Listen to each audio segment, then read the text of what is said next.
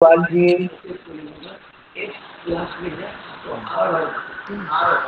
हमसे हमारी आँख से भी छूट गया।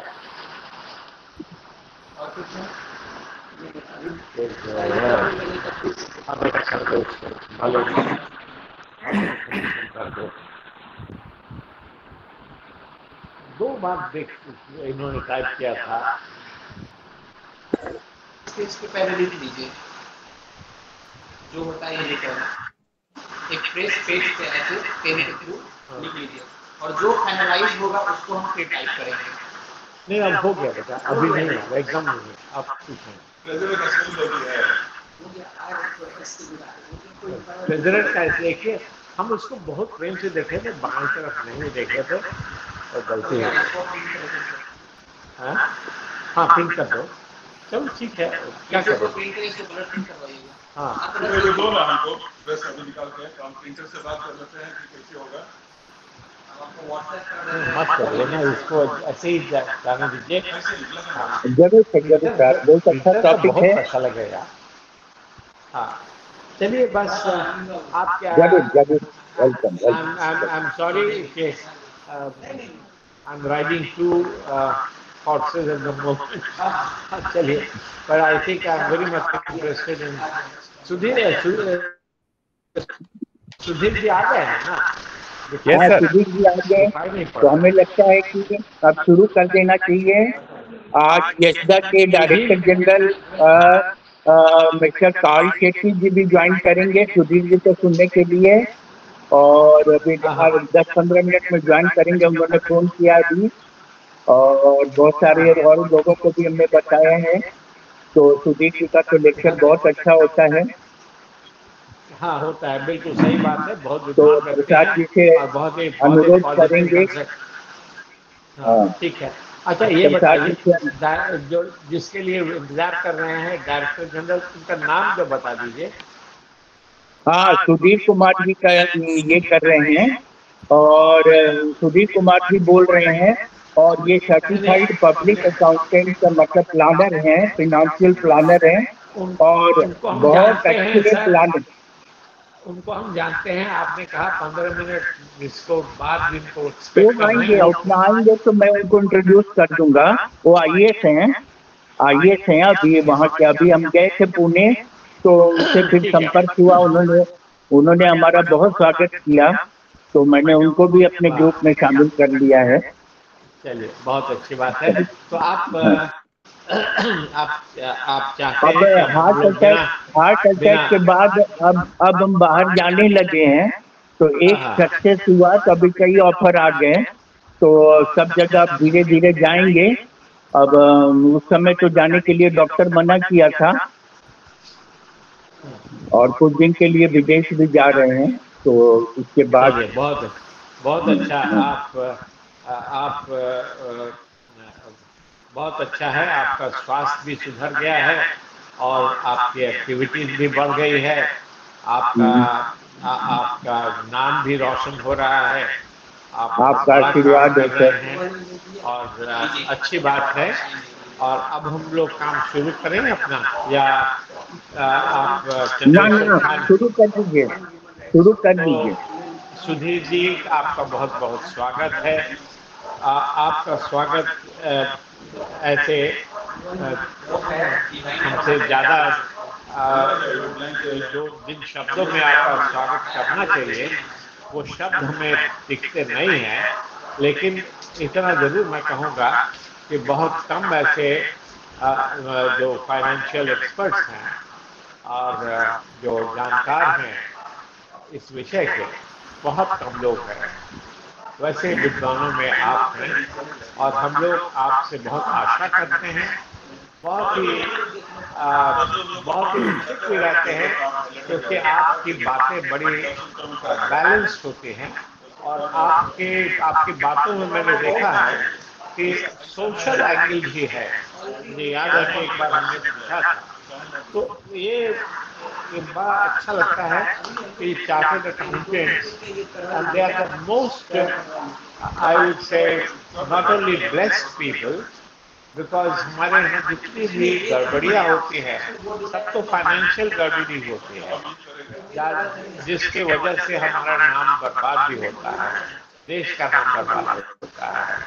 कॉर्पोरेट सेक्टर में बार बार जो आप लोगों का कंट्रीब्यूशन होता है, जो आप लोग फ्रॉड्स अनर्थ करते हैं, वो देश का बड़ा नुकसान होता है। इसलिए आपका जो कंट्रीब्यूशन है सोसाइटी को बहुत ही इनवैल्यूएबल है, और इसीलिए हम लोग हमेशा इंतजार में रहते हैं कि कोई चार्टर्ड अकाउंटेंट, फाइनेंशियल एक्सपर्ट आपकी तरह हम लोगों के साथ सब लोग के संपर्क में आ जाए, तो फिर हम लोग उसको बिल्कुल चुंबक की तरह हम लोग उससे सट जाते हैं। तो ये विषय भी आपने बहुत अच्छा रखा है। देखिए, बहुत सारे लोग बहुत सारी बातें कहते हैं। कुछ लोग कहते हैं कभी शहर में मत जाना, बड़ा मुश्किल है, बड़ा रिस्की है। कुछ लोग कहते हैं नहीं, हम तो बैठे रहते हैं कंप्यूटर पर। हमारे कुछ रिश्तेमंद भी हैं जो पहले बैंक्स वगैरह में काम करते थे, बड़े सीनियर पोजीशन में। आई वाज सरप्राइज कि सुबह का 3-4 घंटा वो लोग कंप्यूटर पर बैठ करके केवल ट्रांजैक्शंस कैसे हो रहा है वो देखते रहते हैं। हमें तो आज तक कभी हमको मौका नहीं मिला। तो I have been quite satisfied with the safer mode of investment, which is दो तीन तरह के जो म्यूचुअल फंड्स है, कभी लिक्विड कभी बॉन्ड, कभी लिक्विड कभी बॉन्ड। इतना ही हमको मालूम है कि बॉन्ड और लिक्विड के बीच में ऑल्टरनेट करना होता है। इतनी जानकारी हमें है, और लोगों को शायद इससे काफ़ी ज़्यादा जानकारी होगी। तो आज हमें सुनने का मौका मिलेगा, और इन रिट्रोस्पेक्ट हम देखेंगे कि रिटायरमेंट के समय हमने कौन कौन सी गलतियां की, और आज ताकि हम और गलती ना करें। रिटायरमेंट तो हुए बहुत हो गया, बहुत दिन हो गया, लेकिन ठीक तरह से अपना रिटायरमेंट के लिए तैयारी होती है, उसकी जानकारी नहीं थी। इसलिए मैं नहीं कह सकता हूँ कि हमारे सारे डिसीजन करेक्ट, फिर भी जानने की इच्छा है। तो अब आप शुरू करें, आपके बारे में और क्या कहूँगा। आप बहुत ही बड़े विद्वान हैं, फाइनेंशियल एक्सपर्ट हैं, तो हम लोग शुरू करते हैं आपकी बात।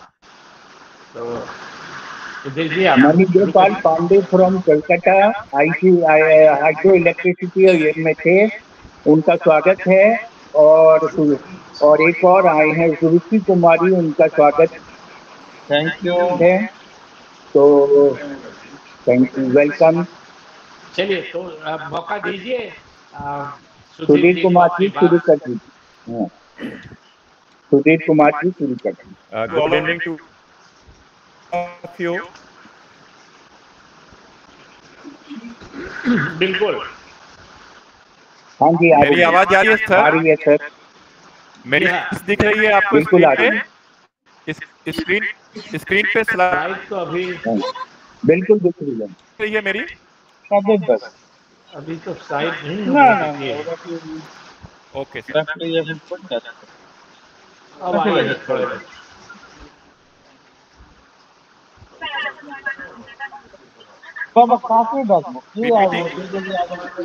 लाइट तो आ गई, स्लाइड के भीतर की बातें नहीं आई अभी।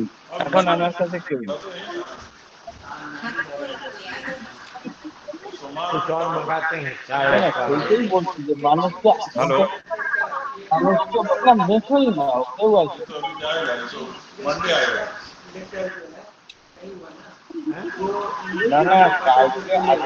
बोलने सीखेगा। हाँ, कस्टमर सारे कस्टमर लिसन केवल मंडे वो 1-2 बजे आ जाएंगे। तो कागे बोलते कब हो गया है? जखन हुआ कि नहीं?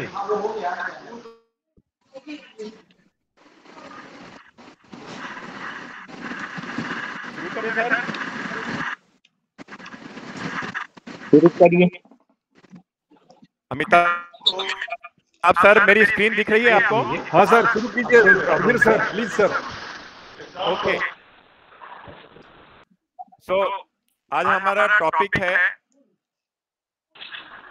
How to convert retirement into golden period. Sir आप इसको बोलिए sir, how to convert the second inning of life. Yes, sir. It will include both. Okay. So, retirement is wonderful if you have two essentials. Much to live on means आपके पास साधन होने चाहिए, and much to live for means आपकी health और आपकी mental ability और purpose, जीने का पर्पस होना चाहिए। ये तभी हमारा रिटायरमेंट जो है वो सुदृढ़ हो सकता है।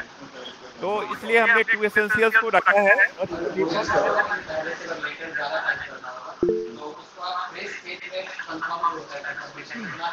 Retirement planning is an integral part of financial planning.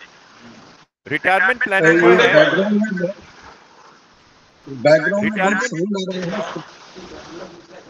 Sound आ रहे हैं, अगर म्यूट कर ले, बाकी लोग म्यूट कर ले तो अच्छा होगा। प्रसाद साहब के पास से आवाज आ रही है। So retirement planning is an integral part of financial planning. It involves helping the client to accumulate enough funds by the time of retirement to enable him to get a regular flow of income for the rest of the life, so that live comfortably without compromising on his or her standard of living, having taken into consideration the effect of inflation. Retirement planning financial planning का एक integral part है। जब हम financial planning करते हैं, गोल based planning, तो हमारे पास कई गोल होते हैं, जिसमें एक अहम गोल है हमारा खुद का रिटायरमेंट। और रिटायरमेंट के बाद हमें एक रेगुलर फ्लो चाहिए होती है इनकम की। और हमें मालूम है कि गवर्नमेंट की जो पेंशन स्कीम थी आफ्टर 2004 वो विड्रॉ कर ली गई।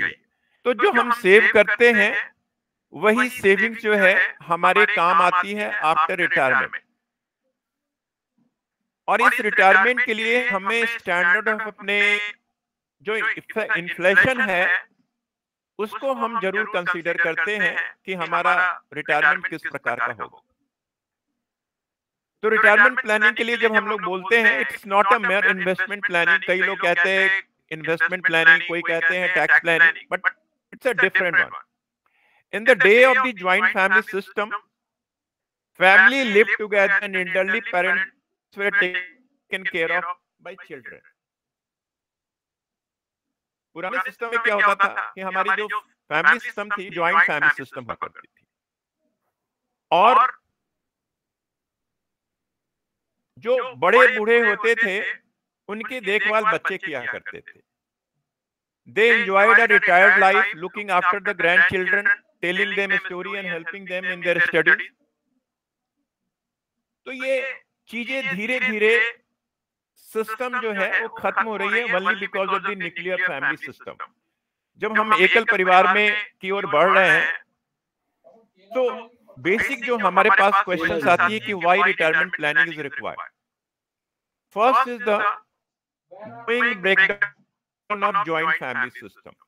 बंद कर दे। Nuclear family systems are prevailing right now. Third point is children have to move to the cities for jobs, and parents are not always in the position to move with children due to many compulsions.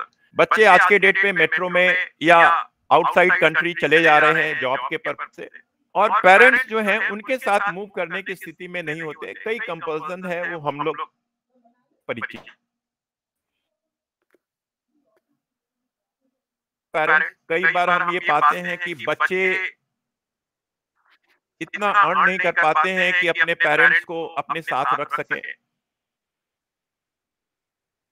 As the cost of living is also increasing, और वो metro में रह रहे हैं और इतना earn नहीं कर पा रहे हैं, वहां के जो स्टैंडर्ड लिविंग है उनकी, जो उनको मेंटेन नहीं कर पा रहे हैं, तो उनके साथ दिक्कत होती है कि पेरेंट्स को कैसे अकोमोडेट करें।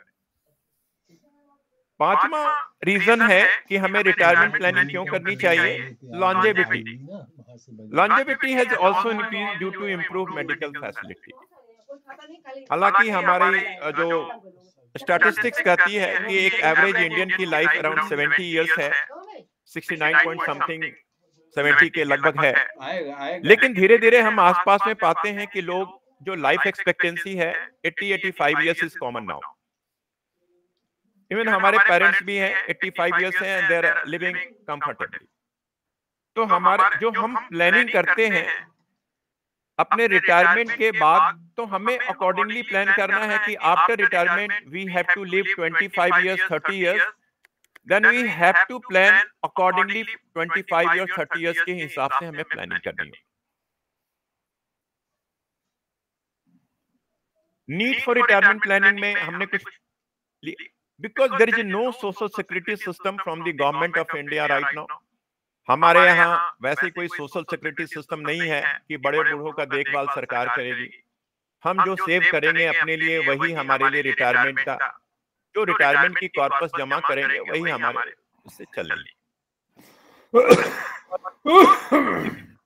का तो चर्चा हमने कर ही दिया है। Increase expenses of medical facility. Retirement के बाद जो ओल्ड एज रिलेटेड जितने भी बीमारियां हैं वो कहीं ना कहीं उभर कर आने लगती है, तो हमें उनके लिए भी सेविंग्स रखना पड़ता है, सो दैट कि जब इस प्रकार के कॉस्ट आए तो हम लोग इन कॉस्ट को आसानी से हैंडल कर ले। Another point is changes in our life style. आज के डेट पे हमारी लाइफ स्टाइल भी चेंज हो गई है, तो उसके वजह से भी हमें रिटायरमेंट प्लानिंग के लिए कुछ न कुछ जमा करना होगा, सो दैट कि हम अपने लाइफ को गोल्डन पीरियड में कन्वर्ट कर सके, यानी हम अपनी सेकंड इनिंग को, गोल्डन पीरियड को आसान बनाएं। एक डेटा है लाइफ एक्सपेक्टेंसी इज इंक्रीजिंग, जो हमने कहा वो डेटा आपके सामने है। ये धीरे धीरे इंप्रूव होनी है और इसमें इस डाटा में काफी इंप्रूवमेंट है पहले की तुलना में।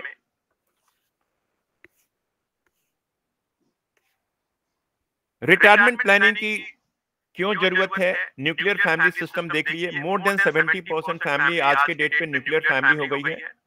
टू जहां दो लोग होते हैं कपल वाले 17% है। ज्वाइंट फैमिली सिस्टम है नाउ लेस देन 10% और 10% के आसपास है।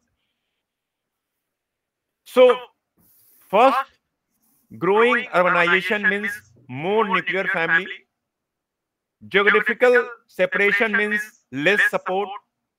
Joint family provided safety net. जो हमारी पुरानी सिस्टम थी ज्वाइंट फैमिली सिस्टम, वो एक सेफ्टी नेट प्रोवाइड करती थी कि परिवार में कोई भी है तो उसके देखभाल बाकी लोग परिवार के करते थे, चाहे वो या तो अर्न नहीं कर रहा है या उनके बच्चे नहीं है तो दूसरे फैमिली मेंबर उनकी देखभाल कर रहे हैं। But now the system is drastically changing day by day. Retirement planning is also required because more years post retirement. Post retirement का मतलब ये हुआ कि या तो हम रिटायर करेंगे 60 इयर्स में, 62 इयर्स में, कुछ लोग पहले रिटायर करना पसंद करते हैं 55 इयर्स में। तो पोस्ट रिटायरमेंट हमारी जो लाइफ एक्सपेक्टेंसी आज के डेट पे 85 इयर्स 90 इयर्स हो गई है, तो इसका कहने का मतलब है कि हमें 25 इयर्स 30 इयर्स के लिए पूरा अपना अरेंजमेंट करना है, खुद करना है। मेडिकल एक्सपेंसेस की चर्चा कर चुके हैं। Increase medical expenses, increase of cost of living due to inflation. हमें मालूम है कि इन्फ्लेशन एक मॉन्स्टर है जो हमारी स्टैंडर्ड लिविंग को भी अफेक्ट करती है और हमारे डे टू डे एक्सपेंसेस को भी अफेक्ट करती है। और ओवर अगर आप इन्फ्लेशन का पीरियड देखेंगे तो 7% के आसपास वो प्रिवेल कर रही है on average. So 6 things you need to do before your retirement. First, determine when the time is right. Means आपके रिटायरमेंट के लिए कौन सा उचित समय है। कुछ लोग आज के डेट पे समय से पहले भी रिटायर होना पसंद करते हैं। Second one is assess your retirement target, that is the retirement corpus. हमें पता होना चाहिए कि हमारा रिटायरमेंट कॉर्पस कितना होना है, यानी सेफ्टी नेट, सो दैट कि हम 25 और 30 साल रिटायरमेंट के बाद अपनी जिंदगी को सुदृढ़ बना सके और गोल्डन पीरियड में कन्वर्ट कर सके। Maximise your nest egg, consider your life expectancy, उसी का एक सपोर्ट पार्ट है। गेट अ पोर्टफोलियो चेक, जहां हमारी इन्वेस्टमेंट है। पोर्टफोलियो का मतलब है bouquet, basket of asset classes. हमारे पास जो इन्वेस्टमेंट है रिटायरमेंट प्लानिंग की, हमने कहां कहां इन्वेस्ट कर रखी है। और एसेट क्लास की जब हम बात करते हैं तो उसमें इक्विटी भी है, उसमें डेट भी है, उसमें गोल्ड भी है, उसमें रियल एस्टेट भी है और उसमें अल्टरनेटिव इन्वेस्टमेंट भी है। And then build a retirement income stream, means after retirement हम अपने मनी को कहां पार्क करें, जो हमने रिटायरमेंट कॉर्पस जमा किया है उसको कहां पार्क करें, सो दैट कि हमारी जो 25-30 साल पोस्ट रिटायरमेंट पीरियड है वो भी सुदृढ़ हो सके। और कई बार हमें लुक बियॉन्ड द मनी भी देखना होता है, हमें अपने हेल्थ को भी देखना होता है, हमें अपने मेंटल हैप्पीनेस को भी देखना होता है, अपने सोशल सिक्योरिटी सिस्टम को भी देखना होता है। तो इनको भी हमें मींस बियॉन्ड मनी भी हमें देखनी है। हमें चैरिटी के लिए भी सोचना है, हमें सोशल कॉज के लिए भी पैसे जमा करना है। हम चाहते हैं कि अपने बच्चों के लिए, अपने ग्रैंड चिल्ड्रन के लिए पैसे छोड़ के जाएं, तो उनके लिए भी हमें सोचना होगा, क्योंकि सोशल बॉन्डिंग हमारे को नजदीक लाती है, फैमिली के नजदीक लाती है। So first thing, determine when the time is right. जैसे हमने पहला ही पॉइंट कहा था कि समय। Sudhir sir, your PPT is not visible. मेरी पीपीटी नहीं दिख रही है? No, no, no. किसी को भी नहीं? No, no. As far as I am concerned, I am दिख रही है सर? Lucknow. दिख रही है? पीपीटी नहीं दिख रही है, पीपीटी में कोई चीज नहीं आ रहा है। Okay, Nothing is okay, appearing. Nothing is appearing. Okay. मैं क्या कर रहा हूँ, फिर से आपने मुझे एक्सेस दे रखा ना सर शेयर करने का? हाँ हाँ।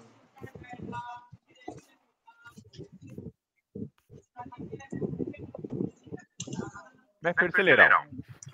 अजय श्रीवास्तव जी भी आ गए, वेलकम। नमस्कार सर, सबको नमस्कार। नमस्कार। नमस्कार सर, नमस्कार।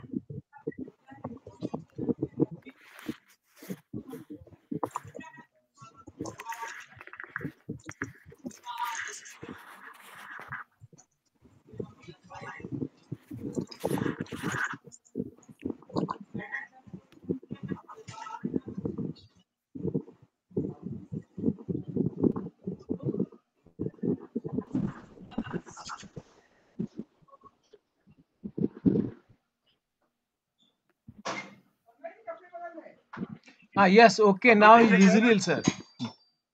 Okay, okay, okay, thank you. Good. तो हमने जो स्टार्ट किया था, मैं थोड़ा सा फास्ट बोलता चलता हूँ जहां जहां हमने कवर किया है। Retirement is wonderful if you have two essentials, must to live on and must to live for. यहीं से हमने शुरू करा था। हमने ये कहा था कि रिटायरमेंट प्लानिंग फाइनेंशियल प्लानिंग की एक इंटीग्रल पार्ट है।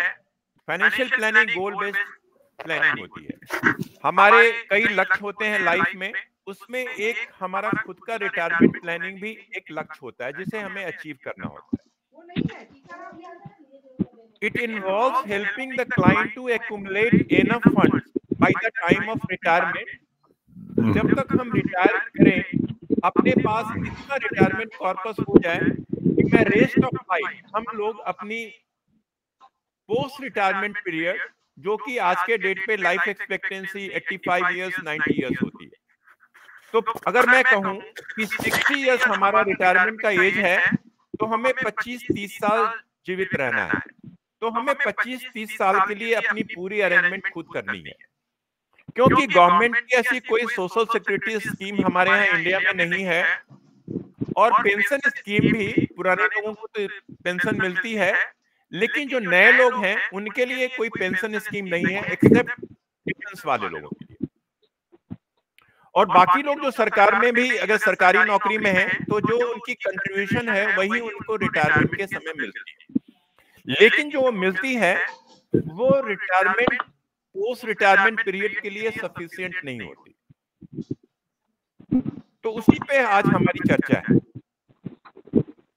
कि how we should live comfortably without compromising on the standard of living, having taken into consideration of the effect of inflation. Inflation को ध्यान में रखते हुए हमें कैसे प्लानिंग करनी है उसी पे चर्चा है। तो रिटायरमेंट प्लानिंग केवल एक इन्वेस्टमेंट प्लानिंग नहीं है। जैसा हमने कहा कि in the days of the joint family system, family live together and elderly parents were taken care of bye children. They enjoyed a retired life looking after the grandchildren, telling them a story and helping them in their studies. But now the whole scenario has been changed. How? Because of the growing breakdown of joint family system. Nuclear family system are now prevailing. Sometimes children have to move out the cities for jobs, and parents are not always in the position to move with the children due to many compulsions. जो भी उनके reasons हो सकते हैं। Sometimes even children do not earn enough to support their parents financially because the cost of living is increasing. And last is longevity. That is also has increased due to improved medical facility. हमारे यहाँ जो medical facility है तो इसलिए हमें मालूम है कि इंडियन की एवरेज एज 70 इयर्स है, लेकिन अगर आप देखें आसपास में तो 80-85 इयर्स के लोग तो मैक्सिमम लोग मिल जाएंगे। तो अब हम लोग जब प्लानिंग करते हैं तो 90 इयर्स और उनके से ऊपर के लिए प्लान करते हैं। So every person has a plan for the has a need to plan for the retirement because there is no social security system in the government of India. There is an increased longevity because of the increased expense of the medical facility and even changes in our lifestyle. हमारी lifestyle भी पहले की तुलना में काफी change है। हमने एक लाइफ एक्सपेक्टेंसी जो इंक्रीज कर रही है उसका एक चार्ट किया है, ये विजिबल है, सभी लोग परिचित होंगे कि हमारे यहाँ लाइफ एक्सपेक्टेंसी इंक्रीज कर रही है ईयर ऑन ईयर बेसिस पे। ये डेटा हमने शेयर किया था जो बताया था कि हमारी इंडिया में न्यूक्लियर फैमिली 70% से ऊपर हो गई है, joint family system less than 10% है अभी।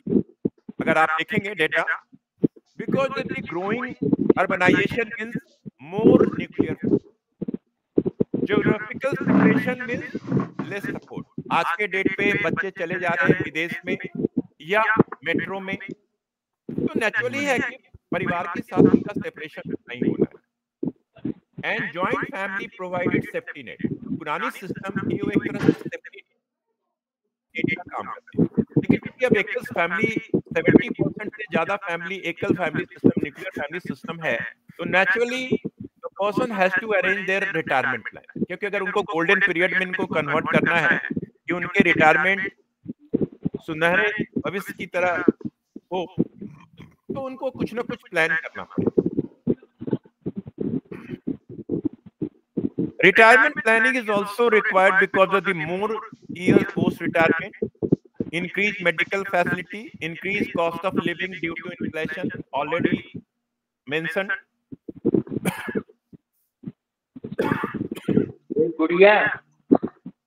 So we have to 6 things you need to do before your retirement. First, determine when the time is right.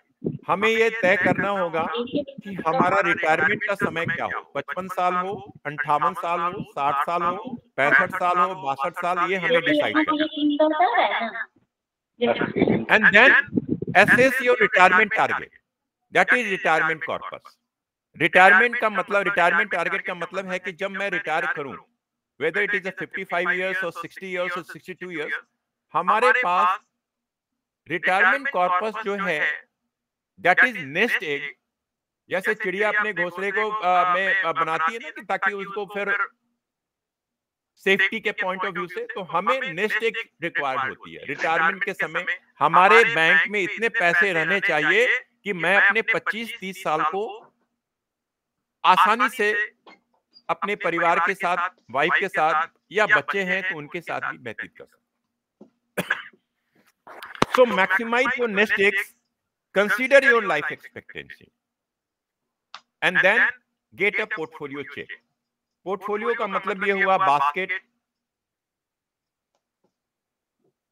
Across the investment, जहां भी जिस एसेट क्लास में हमारी investment, whether it is equity और date और a commodity और gold और real estate और अल्टरनेटिव इन्वेस्टमेंट, जहां भी हमारी इन्वेस्टमेंट है, हमें एक पोर्टफोलियो बनाना चाहिए, क्योंकि पोर्टफोलियो बनाने से रिस्क जो है डाइवर्सिफाई होती है।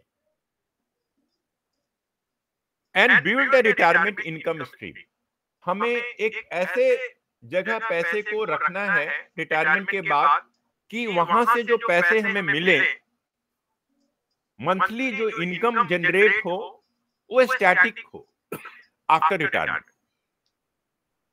And last but not the least, we have to also see beyond the money, क्योंकि मनी ही सारी चीजें नहीं है, हमें अपने हेल्थ पे भी काम करना है, हमें अपने मेंटल हैप्पीनेस पे भी करना है, सोशल बॉन्डिंग जो है, सोशल कॉज है, चैरिटी है, हमारी जो भी इच्छा है उनको हम पूरा करें आफ्टर रिटायरमेंट। तो नेचुरली है, जब हम अपनी इच्छा पूरी करने के लिए हमारे पास मनी रहनी चाहिए, क्योंकि उनके बिना हम कुछ भी कर नहीं सकेंगे, वेदर इट्स ए चैरिटी और सोशल कॉज। अगर सोशल कॉज भी कोई हमें चैरिटी करनी है तो हमारे पास पैसे होने चाहिए। So first point was the determine when the time is right. Second one, take aim at your retirement target, कि आपका रिटायरमेंट टारगेट क्या है। ये हमने एक पिक्चर बनाया हुआ है, एक हमने जनरल एज क्राइटेरिया लिया हुआ है, रिटायरमेंट का एज लिया है, लाइफ एक्सपेक्टेंसी हमने 85 इयर्स लिया हुआ। ये किसी के 25 साल भी हो सकते हैं करेंट एज, किसी का 30 साल भी हो सकता है, किसी का 35 साल भी हो सकता है, या 40 साल भी हो सकता है। यानी जिस दिन से आप अपने रिटायरमेंट के लिए प्लानिंग करना शुरू कर दें, जितना जल्दी से शुरू करेंगे उतना बड़ा कॉर्पस आपका जमा होगा, because of the power of compounding.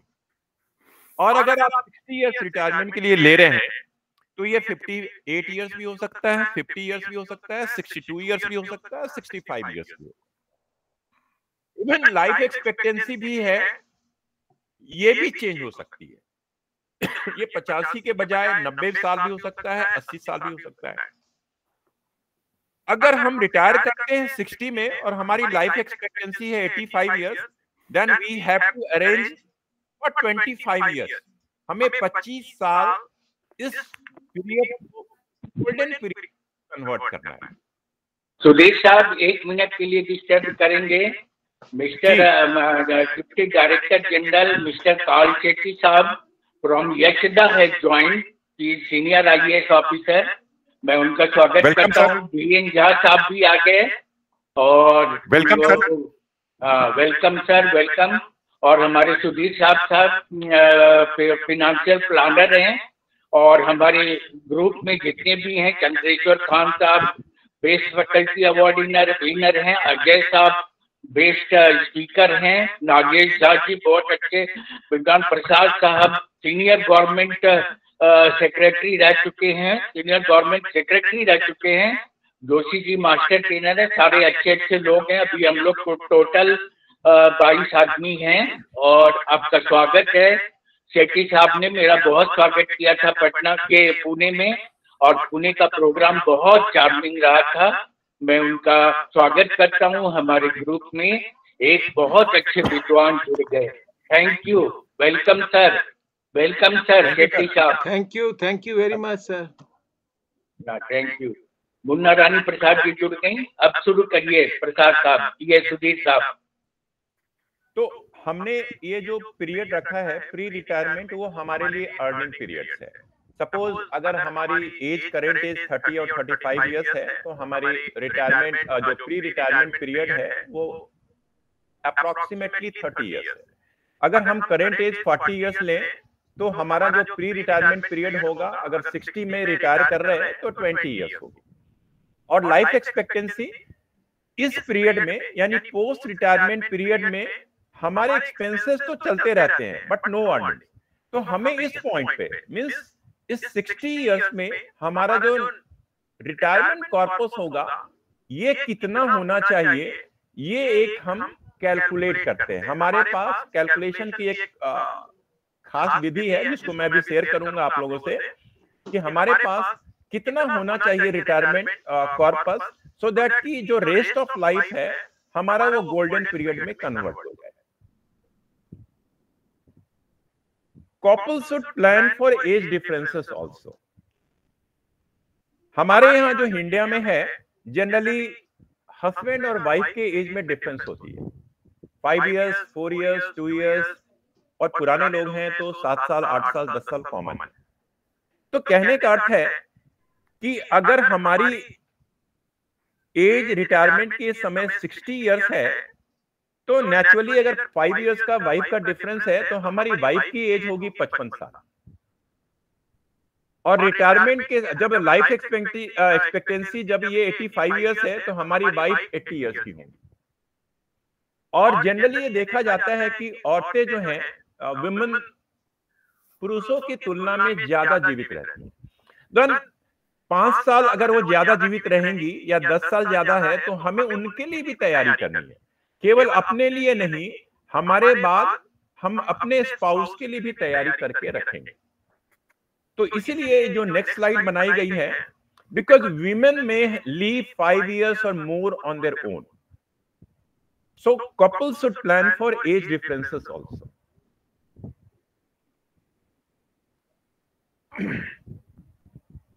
Income needs are different in retirement.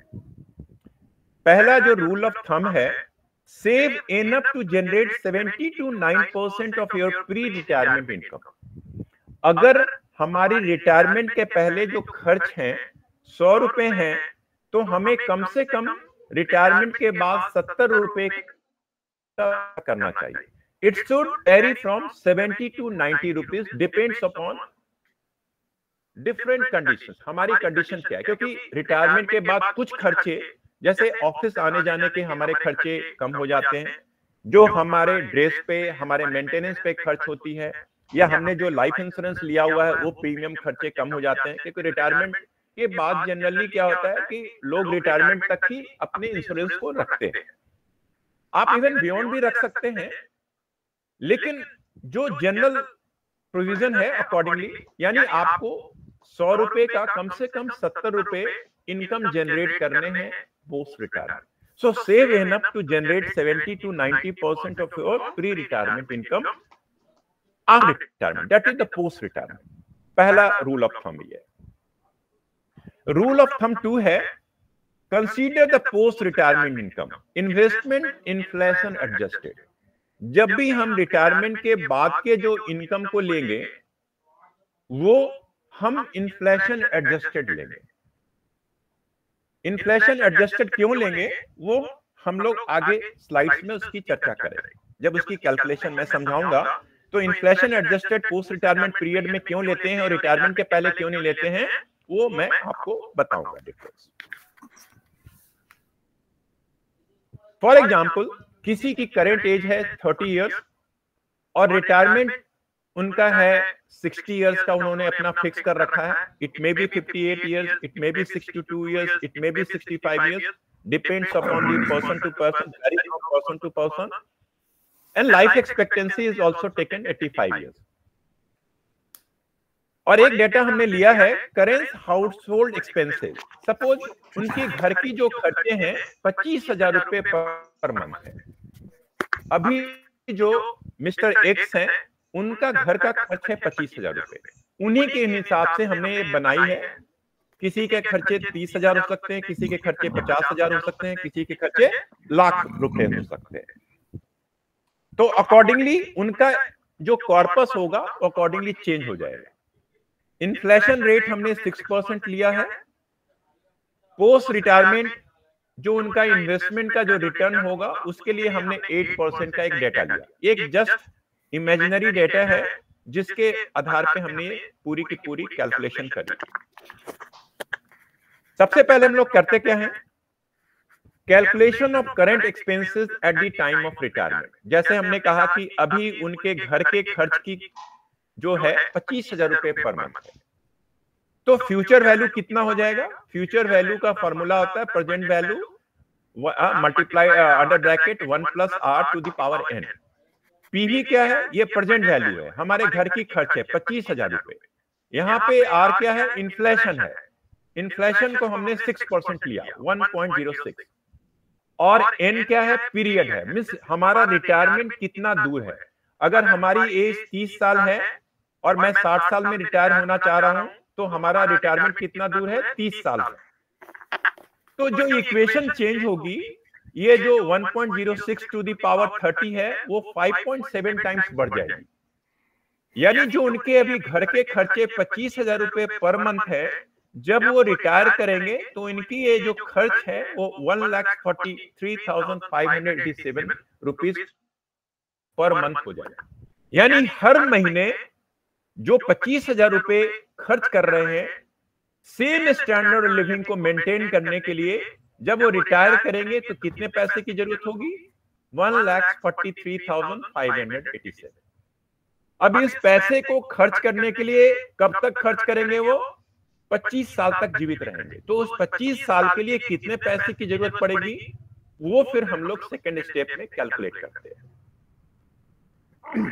Now the step 2 is the calculate the retirement corpus. हमने बिगिनिंग लिया हुआ, सेट बिगिनिंग का मतलब है कि हमें खर्चे के लिए पैसा शुरुआत में, महीने के शुरुआत में ही चाहिए। तो मैं कैलकुलेटर को जो कमांड दूंगा वो बिगिनिंग दूंगा, क्योंकि कैलकुलेटर में बिगिनिंग और एंड दो, अगर एंड में देंगे तो जो पूरे महीने की जो कैलकुलेशन है वो पीछे चली जाएगी, क्योंकि एक महीने का जो इंटरेस्ट है आप लूज करोगे। अब एन हमने लिया है, पीरियड लिया है 25 साल। पोस्ट रिटायरमेंट चूंकि हमने डाला था पोस्ट रिटायरमेंट कितना था हमारा? पोस्ट रिटायरमेंट 60 था रिटायरमेंट, और लाइफ एक्सपेक्टेंसी 85 ईयर्स थी। यानी पोस्ट रिटायरमेंट पीरियड जो होगी हमारी वो 25 ईयर्स होगी। उस हिसाब से हमने यहां पे लिया 25 साल। 25 साल एंड 25 इंटू 12, क्योंकि हमें हर महीने खर्च के लिए पैसे चाहिए होंगे, इसलिए हमने इनको मल्टीप्लाई कर दिया 25 into 12। Now second data is I. I का मतलब हो गया रिटर्न। जो पैसे हम रिटायरमेंट के समय सेव कर लेंगे उस पैसे को कहीं ना कहीं पार करेंगे।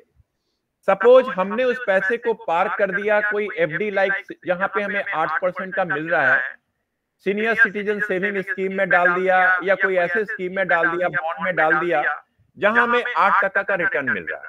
ये एक इमेजिनरी फिगर ली हुई है, ये 7% भी हो सकता है, 8 भी हो सकता है, कुछ भी हो सकता है। और इन्फ्लेशन हमने लिया हुआ है 6% का। तो ये रियल रेट ऑफ रिटर्न का मतलब ये हुआ इन्फ्लेशन एडजस्टेड रिटर्न। अगर हम 8% का रिटर्न अपने सेविंग को, पैसे को बैंक में रख रहे हैं या एफडी में रख रहे हैं या पोस्ट ऑफिस में रख रहे हैं और हमें 8% का रिटर्न मिल रहा है, और इन्फ्लेशन इकोनॉमी में 6% है, तो दोनों का डिफरेंस जो होगा 8 और 6% का difference, it will be around 2%। लेकिन real rate of return will always less than 2%, क्योंकि उसका फॉर्मूला है 1 + r divided by 1 + e - 1।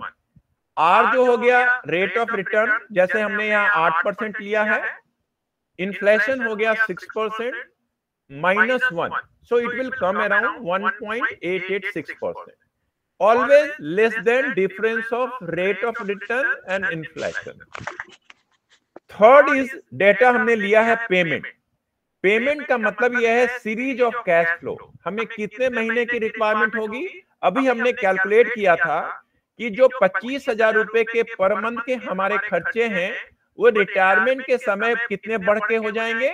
1,43,587 rupees per month. अगर मैं इन डेटा को फाइनेंशियल कैलकुलेटर में पुटअप करता हूं तो जो प्रेजेंट वैल्यू आएगी, जो हमारा रिटायरमेंट कॉर्पस होगा, वो अप्रोक्सीमेटली 3.44 करोड़ रुपीस होगी, यानी लगभग 3.5 करोड़ रुपए। अब आप समझ जाइए कि आपको अगर आपके घर के खर्चे अभी 25,000 रुपए हैं और अगर 50,000 रुपए हैं या 1 लाख रुपए हैं तो आपका रिटायरमेंट कॉर्पस कितना होगा। इस पूरे पिक्चर को हमने एक स्लाइड के थ्रू समझाने की कोशिश करी है कि सिक्योर और financial future, the earlier you start the easier you save money. 3 picture हमने लिया हुआ है। एक 25 साल का व्यक्ति है, एक 35 इयर्स का व्यक्ति है और तीसरा व्यक्ति 45 इयर्स का। जो 25 साल के एज से, the earlier you start your retirement saving, the easier you accumulate your wealth as your saving have plenty of time to earn interest for you. यानी जितनी जल्दी आप अपने रिटायरमेंट के लिए सेविंग करना शुरू कर देंगे, उतना आपका रिटायरमेंट गोल्डन पीरियड में कन्वर्ट होगा। अब ये देखिए 35 ईयर से शुरू करेंगे तो इनका रिटायरमेंट कितना दूर है, 25 साल। फिर भी इनको आपाधापी करके अपने कॉर्पस तक पहुंचना होगा। और अगर आपने किसी वजह से लेट कर दी 45 ईयर्स, तब आपको अपने रिटायरमेंट पे पहुंचने के लिए, कॉर्पस पे पहुंचने के लिए लटक कर यानी काफी अथक प्रयास करनी होगी। जो आपका मंथली सेविंग होगा वो बहुत बड़ा अमाउंट हो जाएगा। तो हमने एक 3 पिक्चर से कि लोग क्या करते हैं ना, रिटायरमेंट को एक डिस्टिंक्ट बनाते कि ये तो काफी दूर है, सोचते हैं। तो आपको जब से आप जॉब में आते हो तब से ये प्लानिंग शुरू कर देनी चाहिए, क्योंकि आज के डेट पे ये अहम आपका लाइफ गोल है, होना भी चाहिए। सो build a retirement income stream. हमें रिटायरमेंट स्कीम जो है, जो पैसे हम जमा करेंगे, सपोज हमने 3.5 करोड़ रुपए, 4 करोड़ रुपए जमा कर लिए, तो पोस्ट रिटायरमेंट हमारे पैसे सारे इक्विटी में तो होंगे नहीं। हमें उसे एक ऐसे जगह रखना होगा जहां से हमें कांस्टेंट कैश फ्लो हर महीने निश्चित रकम आते जाए और साथ में हमारा फंड भी सेफ हो सकता है उसमें इक्विटी का कुछ कॉर्पस हो, लेकिन ज्यादातर हमें डेट का, एफडी का या इस तरह के इंस्ट्रूमेंट हमें चाहिए होंगे। तो रिटायरमेंट प्लानिंग की जो इंस्ट्रूमेंट है, जो जनरली लोगों के बीच में पॉपुलर है, नेशनल पेंशन स्कीम है। ये आप रिटायरमेंट के पहले पैसा डालते हैं एनपीएस में। Pension fund by mutual funds है, कई लोग म्यूचुअल फंड्स के कई स्कीम में पैसे डालते हैं। कई लोग पब्लिक प्रोविडेंट फंड में, पीपीएफ में पैसा सेव करते हैं। सीनियर सिटीजन सेविंग स्कीम, जो कि instrument used after the retirement, generally जो है ये रिटायरमेंट के बाद का पैसा इसमें रखते हैं। अटल पेंशन योजना है। अब इनमें तो ये कर दी गई है कि जो टैक्स पेयर है उसमें नहीं डाल सकते, 22 के बाद इन्होंने, सरकार ने नियम ला दिया है। म्यूचुअल फंड्स है, particularly SIP, systematic investment plan, जहां पे लोग इन्वेस्ट करके अपने पैसे को, रिटायरमेंट को सुदृढ़ बना सकते हैं। कुछ लोग एनएससी में पैसा डालते हैं, कुछ लोग पोस्ट ऑफिस एमआईएस में पैसे डालते हैं, कुछ लोग बैंक के फिक्स डिपॉजिट में डालते हैं, और रिवर्स मॉर्गेज स्कीम। हमारे पास एक रिवर्स मॉर्गेज स्कीम भी है, आज के डेट पे सारे नेशनलाइज्ड बैंक में अवेलेबल है। कई लोग ऐसे हैं जिनके पास उनका खुद का घर तो है, फ्लैट है, लेकिन कोई इनकम का कोई स्रोत नहीं है। तो वैसे लोगों के लिए रिवर्स मॉर्गेज स्कीम काफी काम आ सकता है। वो अपने घर को बैंक में मॉर्गेज कर सकते, रिवर्स मॉर्गेज कर सकते, और बैंक जो है उनको, उनके जो वैल्यूएशंस है, प्रॉपर्टी की जो करंट वैल्यूएशंस है, उसके आधार पे अप टू 80% जो भी लोन है उसको ईएमआई में कन्वर्ट करके उनको देगी पैसे। और ये पैसे जो भी आपको रेगुलर रेकरिंग इनकम जो आएगी उस पर आपको कोई टैक्स भी नहीं देना है। और ये लगभग 15 साल तक आपको ये पैसे दे सकते हैं। इवन अब कुछ लोग इससे ऊपर भी जाते हैं, 20 साल तक का प्रोविजन कर दिया गया है, कुछ बैंक वैसे भी करते हैं। और सबसे ब्यूटी चीजें, ये अच्छी चीजें इसकी ये है कि इवन आफ्टर 15 ईयर्स आपको ये आपके घर से बेदखल नहीं कर सकते। आपके बाद इवन आपकी वाइफ, जब तक आप जीवित हैं तब तक आप उस घर में रह सकते हैं। हाँ, आपके जो पैसे, उनको जो रेगुलर इनकम है वो एक सर्टेन पीरियड तक 15 इयर्स और 12 इयर्स जो भी है वो देंगे आपको। लेकिन उसके बाद जो है इवन लमसम की भी प्रबंधन है। लमसम अमाउंट वन टाइम अगर आपको पैसे चाहिए होगी तो वो भी आपको बैंक से मिल जाएगी। तो ये सारे हमारे पास एक स्कीम्स हैं। एनपीएस में आपको ज्यादा बताने की आवश्यकता नहीं है। नेशनल पेंशन स्कीम्स के बारे में आप सारे लोग जानते हैं। सरकार इसमें कहां कहां इन्वेस्टमेंट करती है। चूंकि एनपीएस जो है ये रेगुलेटरी बॉडी है, इनकी pension fund regulatory and development authority PFRDA है, where the investment is to be maintain until retirement. On retirement a part of the corpus is allowed to be withdrawn as lump sum. एक निश्चित रकम आपको lump sum में मिलती है, एक मुफ्त रकम मिलती है, दैट इज अराउंड 40%, एंड 60% जो है आप उसको रेगुलर कैश फ्लो के रूप में ले सकते हैं।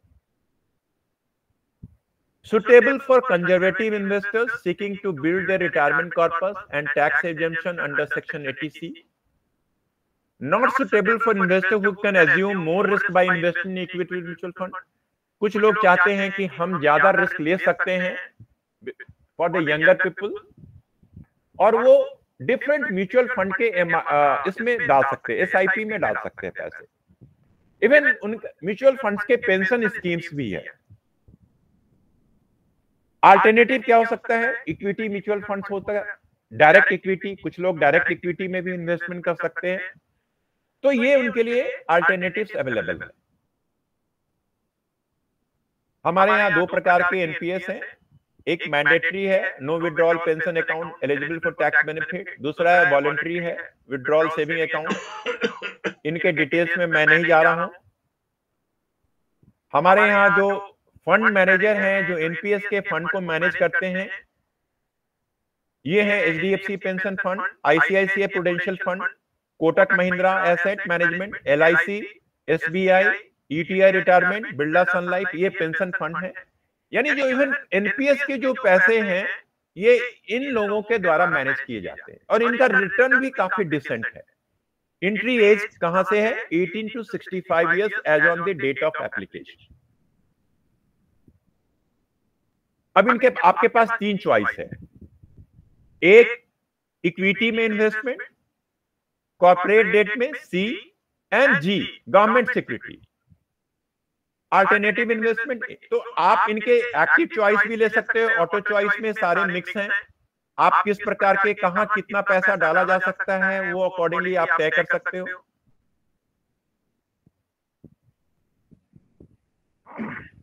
टैक्स इंप्लीकेशन भी हैं। आपको टैक्स रिडक्शन मिलता है एटीसी में, 80 सीसीडी में 1.5 lakh and ₹50,000 under section 80 CCD 1B में आप फाइनेंशियल में मेंटेन कर सकते हैं।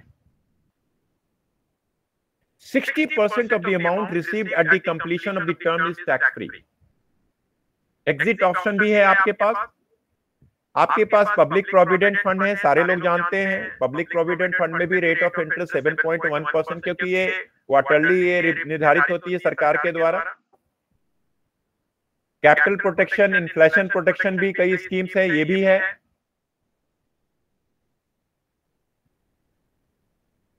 हमारे यहाँ अलग अलग स्कीम है। टैक्स इंप्लीकेशन, म्यूचुअल फंड्स हैं। Mutual fund combine the saving a large number of investors and manage them a single pool of money instead of investors worrying about the stock or bond or money. आप AMCs को दे दीजिए कि आपके behalf पे वो fund manage करें। उनका return भी काफी डिसेंट रिटर्न है। सीनियर सिटीजन सेविंग स्कीम सारे लोग परिचित है, उनका दायरा भी बढ़ा दिया गया, पहले 15 लाख थी, अब 30 लाख रुपए कर दी गई है। रेट ऑफ इंटरेस्ट भी 8.2 समथिंग आसपास है अभी। Pre mature payment allowed after 1 year, sovereign guarantee है, एग्जेम्पशंस है। अंडर 80C में आपका 5 ईयर्स टर्म इसका 5 ईयर्स का है। 80C में आप छूट भी ले सकते हैं। TDS एट सोर्स है, इनकम फ्रॉम अदर सोर्सेज में जो भी आपकी आय होगी वो आप अदर सोर्स में लेकर जा सकते हैं। Even you can extend up to 3 years, 5 साल के बाद 3 साल और एक्सटेंड कर सकते हैं। तो इस प्रकार की कई स्कीम्स हैं जहां पे आप अपने पोस्ट रिटायरमेंट फंड को डाल सकते हैं। लेकिन हमारा जो है इसका कैलकुलेशन, अगर हम अपने कैलकुलेशन को सही ढंग से करेंगे तो हमारा जो गोल्डन पीरियड है वो सुदृढ़ होगा। गोल्डन पीरियड का मतलब ये है पोस्ट रिटायरमेंट पीरियड, और ये पोस्ट रिटायरमेंट जो है ये डिपेंड करती है हमारी लाइफ एक्सपेक्टेंसी। तो हर लोगों के अपने अपने चॉइस होते हैं। जनरली कई लोग आज के डेट पे ये कोशिश करते हैं, पर्टिकुलरली जो कॉर्पोरेट लाइफ में है, कि वो समय से पहले रिटायर करें, क्योंकि ऐसा भी आज के डेट पे ये देखा गया है रिसर्च में। यूएस की एक रिसर्च है और वो वहां के टॉप 5 कंपनियों में रिसर्च करी गई है कि जो लोग जितना पहले रिटायर करते हैं उनकी लाइफ एक्सपेक्टेंसी उतनी ज्यादा होती है। यानी अप टू 62 इयर्स अगर यूएस में रिटायर करते हैं तो उनकी लाइफ एक्सपेक्टेंसी जो वहां का जो है उसके अनुसार होता है। लेकिन अगर वो बियॉन्ड अगर वर्क करते हैं तो जैसे ही वो रिटायर करते हैं उनकी लाइफ 2 साल से ज्यादा नहीं चलती है, बिकॉज ऑफ द स्ट्रेस। तो हमें यह भी देखना है कि केवल हमें मनी ही सेव नहीं करना है, हमें अपने मेंटल हैप्पीनेस पे भी ध्यान देना है, अपने सोशल कॉज पे भी ध्यान देना है, अपने हेल्थ पे भी ध्यान देना है। तो इन सारी चीजों को तभी हम सुदृढ़ बना सकते हैं, और ये इसके बैकिंग के लिए हमारा पीसफुल माइंड बड़ा होना जरूरी है। और उसके लिए मनी, एम, जो विटामिन एम है, जिसको हम लोग विटामिन एम करते हैं, वो हमारे लिए बहुत ही अनिवार्य है। तो मैं यहीं पे अपना विराम दे रहा हूं। मेरा पर्पस था केवल आपको रिटायरमेंट कॉर्पस कैलकुलेट करके बताना और उन चीजों को हाईलाइट करना जिनको लोग आज के डेट पे इग्नोर करते हैं। और इग्नोर करने का सिंपल रीजन है ये चार्ट दिखाने का कि अगर आप अपने फाइनेंशियल फ्यूचर को सिक्योर करना चाहते हैं, जिनके पेंशन स्कीम जिनके लिए नहीं है, मींस आफ्टर 2000 रिटायरमेंट, जो 2004 के पहले जो थे सर्विस में, उनको तो आज के डेट पे पेंशन मिल, जीवन यापन अच्छी तरह हो रहा है। तो हम लोग ये कहते हैं कि early you start your retirement saving, the easier you will accumulate your wealth, and your post retirement period will be a golden period. Thank you sir. Over to you. Thank you very much sir. Thank you. Any question if you want to ask, you can ask. हाँ sir, मेरा एक पूछना था मुझे। हाँ yes sir, पूछिए। हाँ, ये है कि इंडिया में स्पेशली हम लोग जो है ना इंश्योरेंस प्लानिंग नहीं करते, इंश्योरेंस सेक्टर में जी खाली हम लोग दूसरा मतलब जिसमें फंड एक्युमुलेशन हो, लेकिन इंश्योरेंस सेक्टर में एक्चुअली इंश्योरेंस जो है ना सर, हमारी नीड होनी चाहिए आज के डेट पे। लेकिन अनफॉर्चुनेटली इंडिया में 85% पीपल जो है either they are under insured or having no insurance. दूसरे कुछ लोगों का ये मानना है कि इंश्योरेंस जो है वो एक इन्वेस्टमेंट प्रोडक्ट है। नहीं है, इंश्योरेंस के कोई भी प्रोडक्ट जो होंगे आपको रिटर्न होगा, it will not more than 6%, so you will not accumulate wealth. क्योंकि अगर आपको इन्फ्लेशन ही 7% है और आपका जो इनसे इनकम आएगा, जनरेट होगा इंश्योरेंस से, वो 6% होगा। तो इट विल नहीं सर, कोटक महिंद्रा जो है सर, एक मिनट, कोटक महिंद्रा जो है जी जी, कोटक जो है, Kotak insurance, Kotak life, they are giving around 8%। जो आपका SCSS का ये है, रिटर्न है, उस रिटर्न दे रहा है, और again the return is tax free, पे आउट सर टैक्स। मैं अगेन ये कह रहा हूं कि सारे जितने भी रिटर्न है, मैं सारे के रिटर्न में मैं किसी के अगेंस्ट नहीं बोलूंगा, क्योंकि मैं किसी की भी रिटर्न 6.5% से ऊपर नहीं जाती है। कोई भी इंश्योरेंस प्रोवाइडर हैं जिनके जो भी फिक्स प्लान है, जिनके भी रिटर्न है, क्योंकि हमारे पास उन सारे लोगों के कैलकुलेशंस हैं, क्योंकि हम उनके चीजों को समझते हैं। अब they are now giving in return भी दे रहे हैं, लेकिन आप सोचो ना कि मैं ये कहता हूं कि जब आप इंश्योरेंस ले रहे हैं तो only from the protection point of view से ले। Means if something happen to me, who will take care of my family? Insurance proceed. यानी आपको टर्म इंश्योरेंस लेना है, it will be cheaper one. और जब इन्वेस्टमेंट की बात आएगी तो इन्वेस्टमेंट के लिए आपके पास ये सारे ऑप्शंस जो हमने अभी बताए आपके पास, इनमें से चूज कीजिए। Mutual funds one of the best option. और कभी भी ये मानकर चलिए कि जो भी इंश्योरेंस कंपनियां, जो भी जिनका भी सेविंग का प्लान है, उनके कहीं नहीं करे गए हैं, 7% से ऊपर नहीं आता है। अच्छा अच्छा, तो सर विदेश में इंश्योरेंस वाइज ये हमेशा विदेश में इंश्योरेंस कैलकुलेशन, ये सर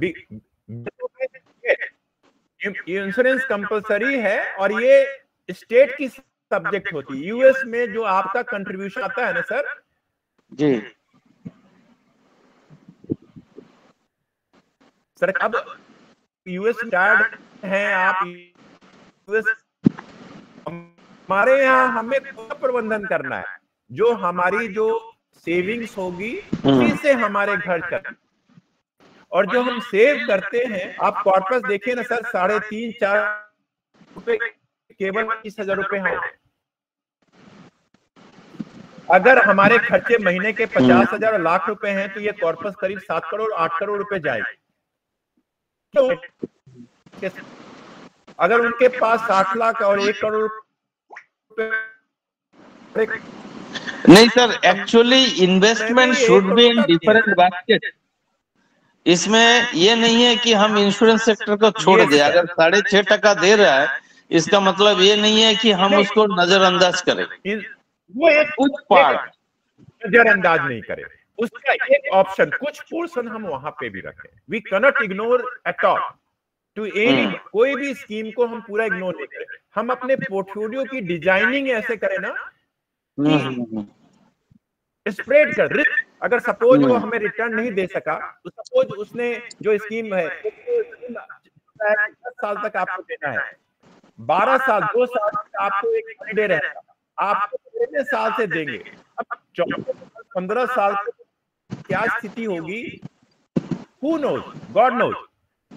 हमें रिटायरमेंट के पैसे ऐसे जगह रखने चाहिए जहां पे मैं 100% सिक्योर रहूं कि ये पैसा मेरा वहां सेव है।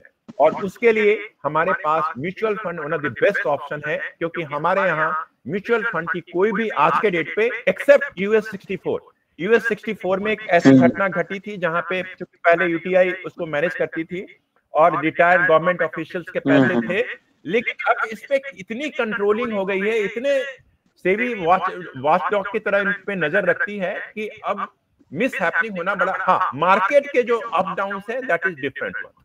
यानी systematic, you can not avoid systematic risk, that is the market risk.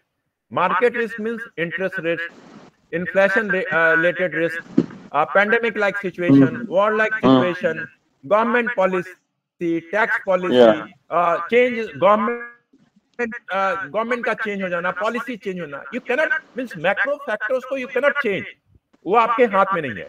So you have to plan accordingly, इन सारी चीजों को ध्यान में रखकर। So दूसरा जो रिस्क का दूसरा पार्ट है unsystematic, that can be How you will diversify? By across investing across asset class. Some of the portion will go in equity, some of the debt, some of in the gold. मैं कहता हूँ अपने सारे investors को कि अपने पैसे को आप 20%, 100 में 20 रुपए गोल्ड को, because of the gold is a scarce commodity. जो गोल्ड के आज के डेट पे जो रिजर्व्स हैं सर, वो 14 साल के लिए बचे हुए हैं। अगर जो इंटरनेशनल कॉस्ट, जो खान ऐसे हैं जहां की जो एक्सट्रैक्शन कॉस्ट है वो इंटरनेशनल जो प्राइस है उसके बराबर आ गई है। अनलेस अनटिल कोई नया खान निकल जाए, कोई नया माइंस गोल्ड के आप, और आप समझो इंडिया जो है one of the top second buyers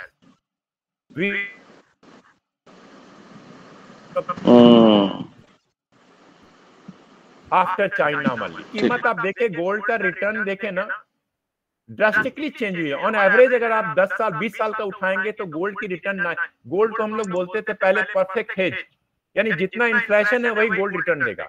now it's beating the inflation. अगर आप उठाइएगा तो 9.1 9.3 अगर आप गूगल करेंगे गोल्ड की रिटर्न लास्ट 25 इयर्स का, 20 इयर्स का लेंगे या 15 इयर्स का, इट विल कम अराउंड 9.1 9.3। तो गोल्ड तो सेफेस्ट हेवन की तरह है ना सर। सरकार ने ये स्कीम भी डाल दिया है, आप उसमें सुधीर जी मिलेगा जी। Sudhir ji, I will take a half minute to inform you to the house also। अभी जहां पर चाइना और इंडिया का मोर्चा बंधा हुआ है वहां सर पूरा गोल्ड का भंडार है सर, इसीलिए चाइना वो हथियाना चाह रहा है। और हम जो ऑक्साइड चीन में भी गोल्ड है, अभी जहां पर अभी लद्दाख में जहां है वहां पूरा सोना भरा हुआ है सर। चाइना सोना के लिए ही परेशान है। थैंक यू सर, फिर मैं बाद में I will join sir. Thank you sir. सही कहा, चाइना जो है टॉप 10 प्रोड्यूसर्स में है, but we are not in the top 10 producer, but we are the 10 top जो है largest importer of the gold world wide, after only after China.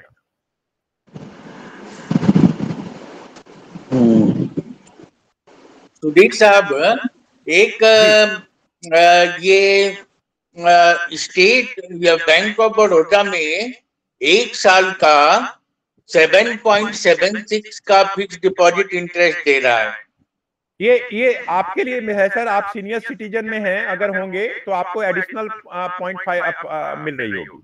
हाँ सही है, उनका अभी चूंकि इंटरेस्ट रेट रिवाइज हुई है ना सर, अभी तो इंटरेस्ट रेट रिवाइज हुई है, इसलिए 7 7.5 तक का दे रहे हैं। They are correct, you are correct. अच्छा, इसके अलावा एक ईडल कंपनी जो है इंटरेस्ट रेट, हाँ बोलिए सर।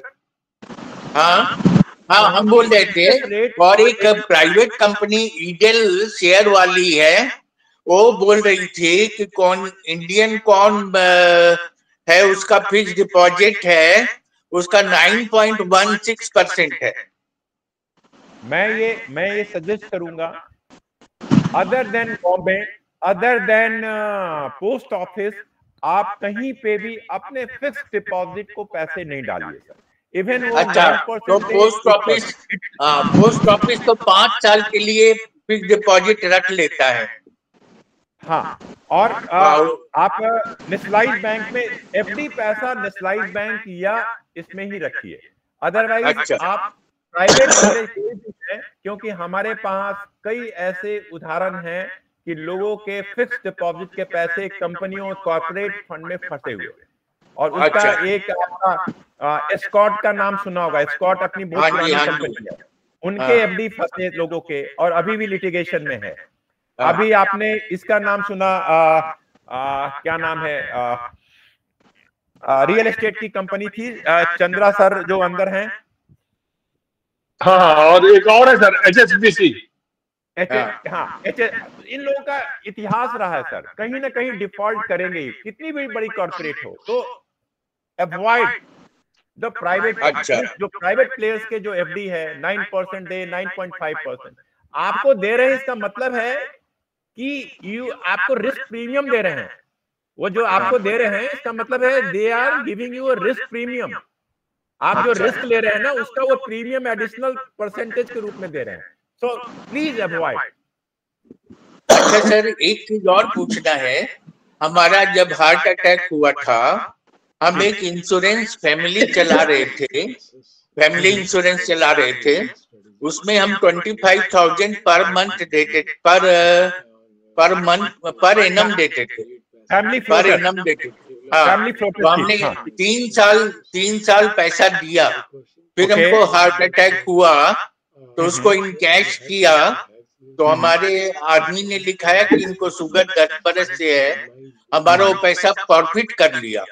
बोला कि आपने ये बात क्यों नहीं बताया। हम बोले कि भाई तुम लोग टेस्ट किए थे इंश्योरेंस कंपनी में और हमारा सब चीज उस समय नॉर्मल था, अभी बढ़ गया तो ठीक है, हमको शुगर 10 बरस से था, लेकिन जिस दिन तुमने शुगर लिया था, टेस्ट लिया था, उस दिन भी शुगर नहीं था, और एट द टाइम ऑफ मेरा हार्ट अटैक उस समय भी शुगर नहीं था।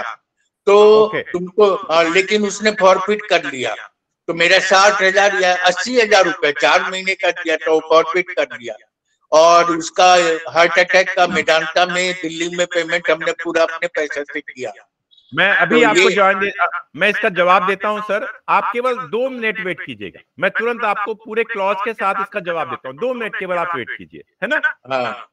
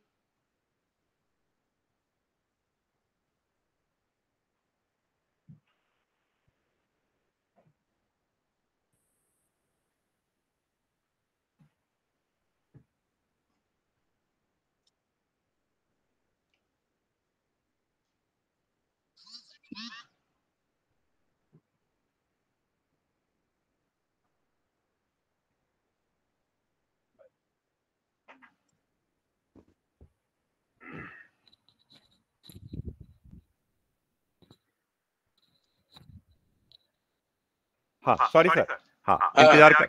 मैं कह रहा था कि वो जो स्कीम है ना सर, एक इंश्योरेंस में एक क्लॉज होती है।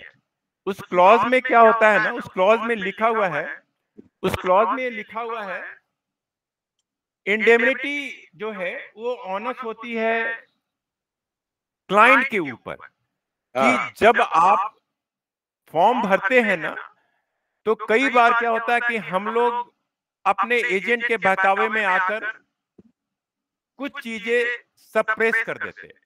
सप्रेस कर देते हैं का मतलब यह है कि सपोज मैं स्मोकिंग करता हूं तो बोलता है कि लिख दीजिए सर कि स्मोकिंग नहीं करते। अगर मुझे कोई प्रॉब्लम है तो टिक लगा देते। वो कहता है, वो क्लॉज ये कहता है कि कभी भी अगर इंश्योरेंस कंपनी को पता चल गया कि आपने जो मटेरियल फैक्ट्स है उसको सप्रेस करा है, तो in that case you money can forfeit by the insurance. लेकिन सर जिस दिन उसने इंश्योरेंस एजेंट ने इंश्योरेंस पॉलिसी लेने के लिए किया था उस दिन मेरा इंश्योरेंस नील था, और जिस दिन मेरा हार्ट अटैक हुआ उस दिन भी मेरा नील था। फिर भी मतलब, लेकिन मेरे को 10 बरस से था, ये बात हमने एजेंट को बता दिया था, तो भी मेरा पैसा 80,000। लेकिन उस एजेंट ने क्या किया होगा ना सर कि आपके पेपर में, क्योंकि अगर आप बताते ना तो पूरा का पूरा वो मेडिकल पहले वो करवाता। अगर वो मेडिकल करवाता ना तो करवाया है, तो उसने करवाया था, उसमें लगी हुई थी। हाँ जी, सब लगा हुआ था।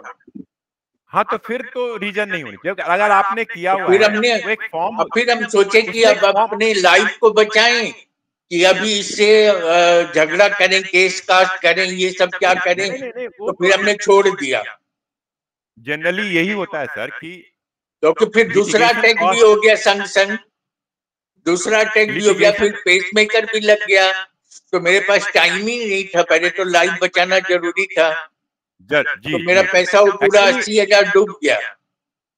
एक्चुअली लिटिगेशन कॉस्ट जो होती है ना सर, हम लोग क्यों केस नहीं करते हैं कि लिटिगेशन कॉस्ट है, कौन अब कोर्ट का चक्कर लगाता है। जनरली आपकी वैलिड रीजन है, अगर वो फॉर्म अटैच होगी, आपकी मेडिकल रिपोर्ट है, उनको मालूम है, आपने कोई फैक्ट सप्रेस नहीं किया है, देन इन दैट केस उनको ये पैसे रिइंबर्स करने चाहिए थे, और नहीं किए तो फिर आपके पास लीगल ऑप्शंस ओपन है। तो आप अभी भी, अब कितने साल हो गए मुझे नहीं मालूम, लेकिन आप अपने काउंसिल कोई है तो आप देख सकते हैं, क्योंकि वैसे स्थिति में वो केस हारेंगे ना, तो जो लीगल कॉस्ट होगा ना, जो आप भी खर्च बहन करेंगे, वो भी कंपनी को बहन करना पड़ेगा। बहन करना पड़ेगा। और आश्चर्य की बात है कि फॉरफिट करने के बाद फिर नेक्स्ट इंस्टॉलमेंट 25,000 का और डिमांड किया अगले साल, इसको दे दीजिए। हाँ, नहीं तो हमने कहा कि भाई जब हम किसी बेगर को पैसा दे दें वो मंजूर है, लेकिन तुमको क्यों दें। अच्छा, ये हमारे स्कॉल सेठी साहब वहां से हैं, मुंबई के पुणे से। सेठी साहब आपको कुछ प्रश्न पूछना है। शेट्टी साहब आपका स्वागत है, आप पहली बार हमारे वेबिनार में आए। शेट्टी साहब, शेट्टी साहब, शेट्टी साहब। हाँ सर, हाँ सर, बहुत अच्छा लगा आपको देख के। हाँ sir, thank you very much sir. हाँ सर, बहुत अच्छा सेशन हुआ, बहुत very interesting and all the different schemes वो भी अच्छा से बता दिया। Thank you very much sir. Sudhir sir ji, thank you very much. Welcome sir, welcome welcome. अच्छा, अजय साहब, मेरे स्कॉलर साहब, अजय साहब, अजय साहब कुछ पूछेंगे? अजय साहब। हाँ सर, मेरा भी इस मामले में, म्यूचुअल फंड के मामले में बहुत अच्छा एक्सपीरियंस रहा है। हालांकि पिछले 3 दशकों से मैं नहीं लगाया कुछ, लेकिन उसके पहले मैं लगाया था और काफी अच्छा ये फायदा हुआ था। अच्छा, आपने सर गोल्डन पीरियड मिस कर दिया। गोल्डन पीरियड अभी जो इधर अगर लगाया होता लास्ट 10 इयर्स 12 इयर्स में, तो आपके रिटर्न काफी डिसेंट होते सर। आपने तो गोल्डन पीरियड को मिस कर दिया। हाँ, लेकिन मेरे लाइफ का दूसरा गोल्डन पीरियड चल रहा था और अभी भी चल रहा है। तो वो इन्वेस्टमेंट, वो मूवमेंट तो फिर नहीं आएगा ना। पैसा तो बाद में है कि थोड़ा कम पैसा भी होगा तो हंसते खेलते जिंदगी गुजर जाएगी। लेकिन हंसने खेलने वाले समय में अगर पैसे के नाम पर मतलब पैसा ही जीरोस ऐड करते चले जाएं, तो शायद फिर वो खुशियां नहीं ना आएंगी। लेकिन ठीक है, अब जैसे रिटायरमेंट करीब आ रहा है, 7 साल बचा है करीब जी, तो अब आने वाले समय में ये म्यूचुअल फंड का इन्वेस्टमेंट जो है वो सब मैं प्लान कर रहा हूँ उसमें। लेकिन एक बात मैं ऐड करना चाहूंगा, म्यूचुअल फंड बहुत सही चीज है, लेकिन उसमें आपका एक ऑब्जेक्टिव होना चाहिए। 5 साल, 7 साल, 10 साल, 15 साल क्या है, और उस दरमियान मतलब ऐसा, एक मिनट लेट मी कंप्लीट। लेकिन उसमें ये होना चाहिए, मतलब ये ऑब्स्टिनेंस नहीं होना चाहिए, नहीं म्यूचुअल फंड ही लगाएंगे, फिक्स डिपॉजिट नहीं करेंगे, वो जिद नहीं होनी चाहिए। मतलब ऐसा होना चाहिए कि आप म्यूचुअल फंड में लगाए हैं और एक दूसरी तरफ आप सेंसेक्स पर भी नजर रखिए। जब बाजार चढ़ रहा है तो आप उसको ऑफलोड कर दीजिए, बेच दीजिए, और जो पैसे आए उसको आप बैंक में तुरंत फिक्स डिपॉजिट कर लीजिए 6 महीना या 1 साल के लिए। मतलब वो भी इस उद्देश्य से कि जैसे ही फिर मार्केट गिरेगा, सेंसेक्स गिरेगा, तो उस समय एफडी ब्रेक करके उसको हम फिर से कन्वर्ट कर लेंगे, तो ज्यादा यूनिट्स आ जाएंगे। अजय जी के सुझाव पर सुधीर जी का क्या प्रतिक्रिया है? अजय जी ने एक स्ट्रेटेजी बताई कि जब मार्केट को हम टाइम नहीं कर सकते, है ना, मार्केट को हम कभी भी टाइम नहीं कर सकते कि कब हमें बेच देना चाहिए, और कब, जब भी हमारा इन्वेस्टमेंट होगा ना, we should stay with the longer term. क्योंकि अगर आप, मैं एक एग्जांपल के थ्रू समझाता हूं आपको। सेंसेक्स की शुरुआत जो है 100 पॉइंट से शुरू हुई थी 79 में, है ना, उनका बेस ईयर जो है 79-80, और आज के डेट पे हमारा सेंसेक्स जो है 65,000 के लगभग टच किया था, 64-65 के आसपास। तो आप मानकर चलिए कि जिस जर्नी जो है 100 से शुरू हुई थी वो कितनी गुना बढ़ गई, 65,000 अगर हुई तो इसका मतलब है कि लास्ट अगर मैं 650 गुना, हाँ 650 गुना कितने सालों में, लगभग 23 साल इधर और लगभग 21 साल उधर, यानी इन 44 सालों में 43-44 सालों में आपको सेंसेक्स ने कितना रिटर्न दिया, 650 टाइम्स, 650 गुना। और अगर आप यही एफडी में डालिएगा तो 8 गुना 10 गुना जाएगा, क्योंकि एफडी कितने समय में डबल होती है, 8 साल में, 7 साल में, 8 साल में, तो 8 × 5 = 40, 6 गुना 7 गुना होगी आपकी इनकम। तो मैं यहाँ पे थोड़ा सा डिफर करूंगा, और इस दौरान 44 साल में इसने देखे हैं, इकोनॉमी ने देखे हैं, क्योंकि इकोनॉमी की जो साइकिल है वही सेंसेक्स की साइकिल ऑलमोस्ट बराबर है, उतार चढ़ाव की जो साइकिल होती है, क्योंकि Sensex is the barometer of the economy.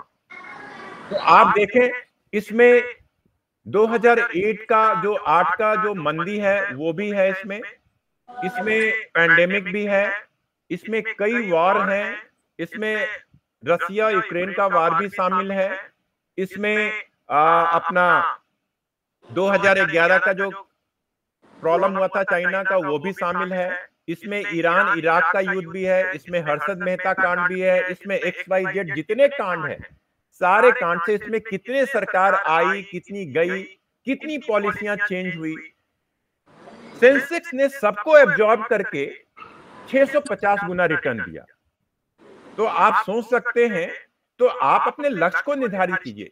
ये इतना आसान नहीं है कि आपने पैसे को बढ़ गया तो निकाल दिए, पार्क कर दिए और फिर आपके अनुसार फिर आपको मौका मिलेगा।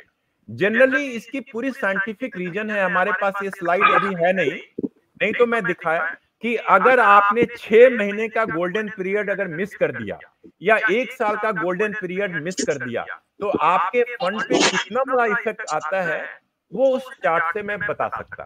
क्योंकि अगर आपने सपोज पैंडेमिक को ही ले लीजिए, मार्केट ने 3-4 महीने में नोज डाइव नीचे एकदम गोता लगाई, और जैसे ही 4 महीने 5 महीने में भी सेफ रिकवरी आ गई।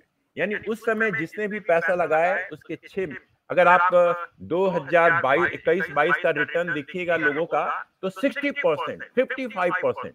हमारे एवरेज जो क्लाइंट्स थे उनके रिटर्न्स जो है काफी डिसेंट, म्यूचुअल फंड्स के जितने भी थे सबके रिटर्न बड़े डिसेंट। तो आप किसी पीरियड को जज नहीं कर सकते, you cannot time the market, तो let them decide.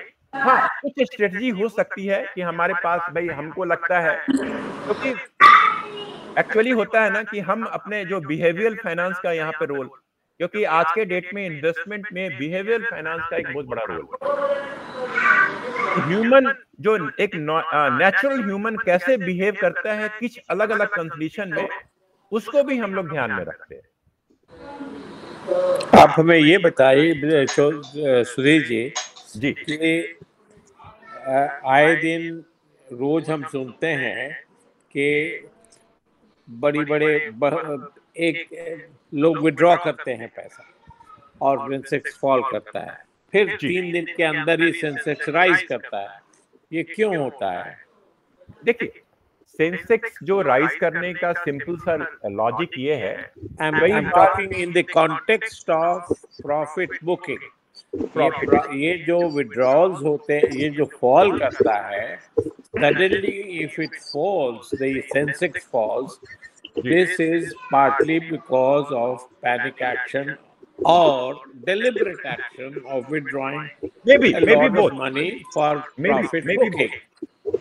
Actually sir क्या होता है ना, 2-3 चीजें मैं बताता हूँ। एक तो आज के डेट पे पहले जो था FIA, फॉरेन इंस्टीट्यूशनल जो इन्वेस्टर्स होते थे ना सर, वो बड़ा इम्पैक्ट डालते थे।